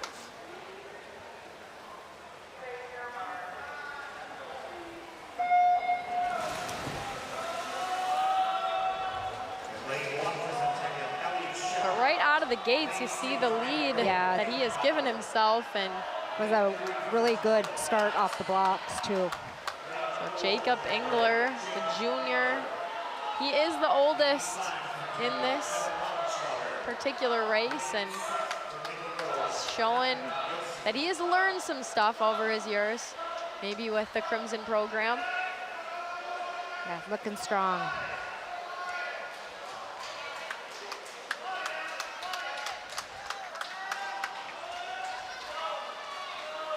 Yeah, he has really taken the lead and figuratively ran with it, because he is almost trying to grow it to a half a pool length lead if he keeps this up. So let's take a look at that second place battle. What is that going to be? Because I think that is where it is going to be a lot tighter. You see lane 3 and lane 2, I believe, are Alex Peacock for our 8th grader, looking very strong. But getting that finish, awesome to see. Second place, Centennial. Third, Maple Grove, and 4th place with a 2-hand touch, Evan. But what an impressive race there for Jacob Engler. Looks like he dropped a significant amount of time too. He went 1:15. His seed time was 1:23. So big time drop there as well. I'm not gonna lie, this next event is the event that I've been looking forward to all night. It's our boys, drum roll. boys 100-yard breaststroke. And you said there is a good chance at some fun things to look forward to in this race, possibilities in this race, but we get to watch our 100-yard breaststroke for the varsity in lane 1. Salata, the 8th grader of Centennial. Lane 2, Cryer, the senior from Maple Grove. In lane 3, it's Shire, senior from Centennial. Lane 4, Deleuze, senior from Maple Grove. Lane 5, Schrobeyer, Bauer from Centennial. And lane 6, Nordwald from Maple Grove. So senior Max Shire already has the boys' team record on the 100 breaststroke, and really, he has a really legit shot at a pool record tonight, and that would be what a way to go out on your senior night. Exactly. I think the time he's trying to beat is 58:90. 58:90. Can he do it?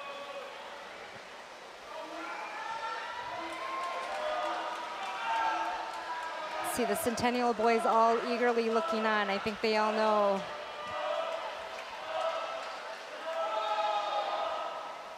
He has certainly grown his lead so far. In front of Deleuze is the closest. Oh, I think second. he just missed it. He's waiting for his time to pop up as well. Still a great performance though, as always. 58. Did he break it? He broke it. I think he broke the pool record. Well, congrats to the senior. Is that, I'm looking for confirmation. Yeah, we want to know if it really indeed was.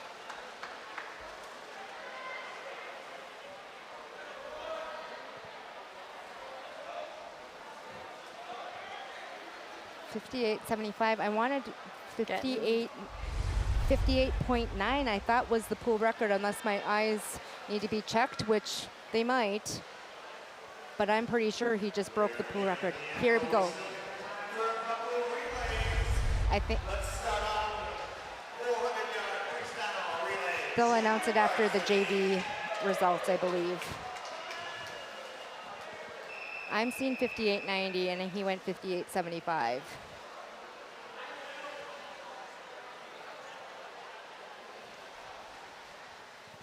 Well, we will make sure we keep you updated on this fact, because this is an important milestone if we did indeed get to see that here tonight.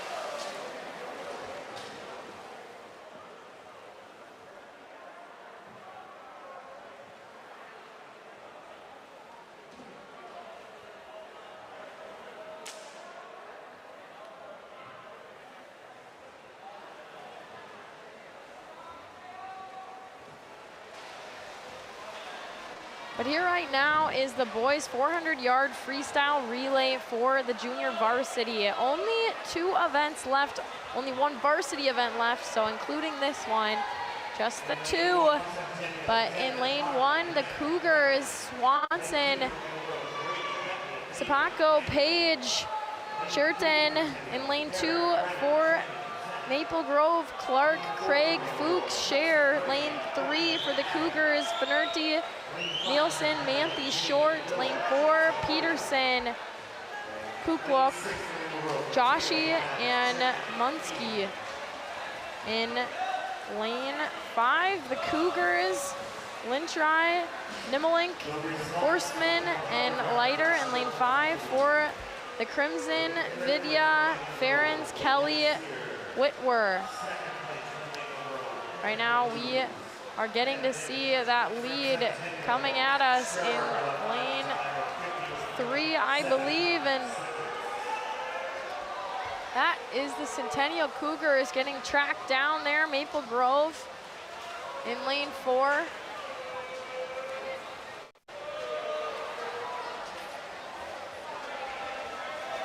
Making things interesting, staying right there.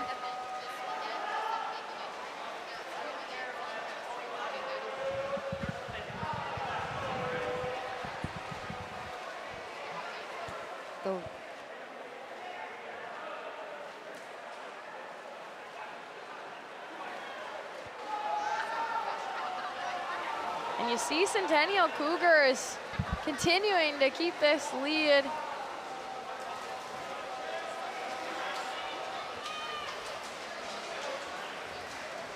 It was a good night for the Centennial JV team tonight. They've had some really good swims. I'm still trying to confirm if that was a record. The Wi-Fi is so bad in this pool that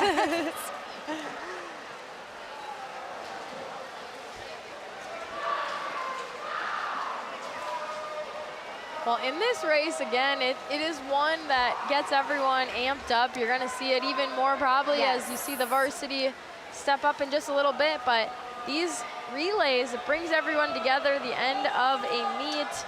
And now for the JV to get to come together to finish things off for them tonight.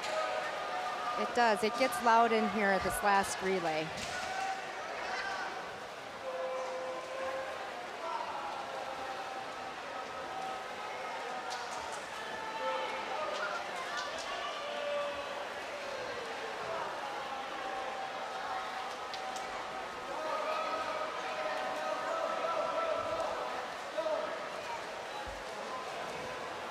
And as we get closer and closer to the end of our night, we will have clarification, hopefully, on if that record was indeed broken. That's what everybody is seeing right now, that the record on the board was 58.90 and Max swam 58.74 officially. So I'm going to officially giving call it to that him. he broke the pool record, which fantastic. He broke the pool record last week at Andover. But what a way to end your senior home career. Just fantastic. These guys still fighting throughout here in the pool. It looks like coming at us in lane 3. Zach Short touches the wall and finishes it. Awesome. There for the Cougars. First place finish for Zach Short on his last swim of the home swim as well. I love that these seniors are going out with a bang. Yeah, that battle for second was quite close. They gave it to Centennial. Owen Leiter, the freshman, able to touch the wall before Munke was able to. I'm going to listen here and see if they announce the breaststroke.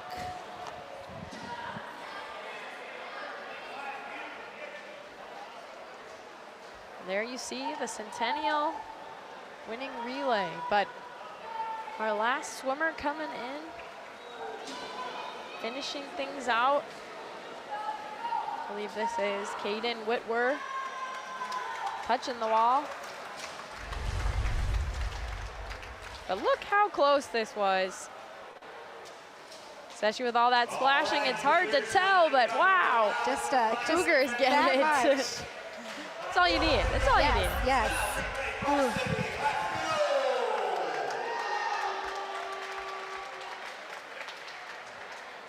You guys, we have made it to our final event of the night, the boys 400-yard freestyle relay. This is the moment everyone has been anticipating as the night has gone on. Again, our Centennial Cougars in lanes 1, 3, and 5. Maple Grove in 2, 4, and 6. And in lane 1, Clark, Munthai, Nigan, Taylor. In lane 2, Deleuze, Creasy, Baker, Elfstrand. Lane 3, Condon, Larkin, Atkinson, Schruer. Lane 4, Botkin, Rodriguez, Reichels, and Cryer. Lane 5, Grayson, Storman, Porscher, Cragen, Schubbauer. Lane 6, Salberg, Martin, Ruhr, and Liu. Checking the score here for you.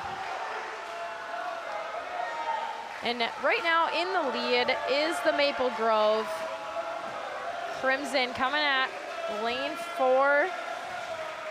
And again, these guys are giving it everything. This is the last thing they have to do. The Cougars at home on senior day. See it. A senior gonna finish things off in lane 1 for them when we get to that point, and in lane 3 as well. It would be another Cougar senior. So a lot on the line for them, trying to finish strong. That's Jacob Taylor and Max Shire. The score going into this, Maple Grove is at 101 and Centennial's at 68. My guess is this has gone to exhibition now, so the scores here won't add up beyond that. So what is on the line is the dignity for what happens in this race of just them trying everything to finish the night off strong. Yeah.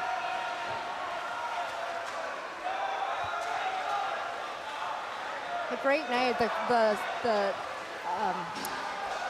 The stands are full too, so it's a great night to send these seniors off.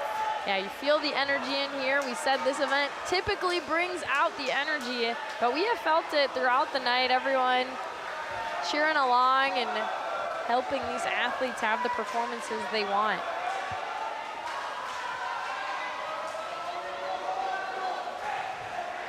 The nice transition there for the Maple Grove leaders coming out of lane 4. And they have a full pull length now lead. It'll be very difficult to catch them, but Matt Shire's in the pool for his last leg at the home meet.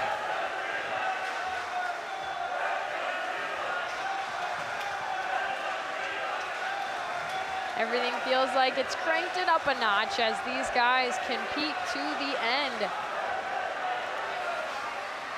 Keep your eyes on lane 4 as they get close to that finish. Maple Grove will take first place here. Pryor touches the wall and ends our final event with a victory. Max Shire coming to the wall with a second place finish for Centennial. Yeah, looking very strong as he cruised his way to touch the wall, and same for lane 2. Maple Grove's Connor Elfstrand. Looks like Centennial will go 2-4, 2-4-6 maybe in this, and Maple Grove 1-3-5.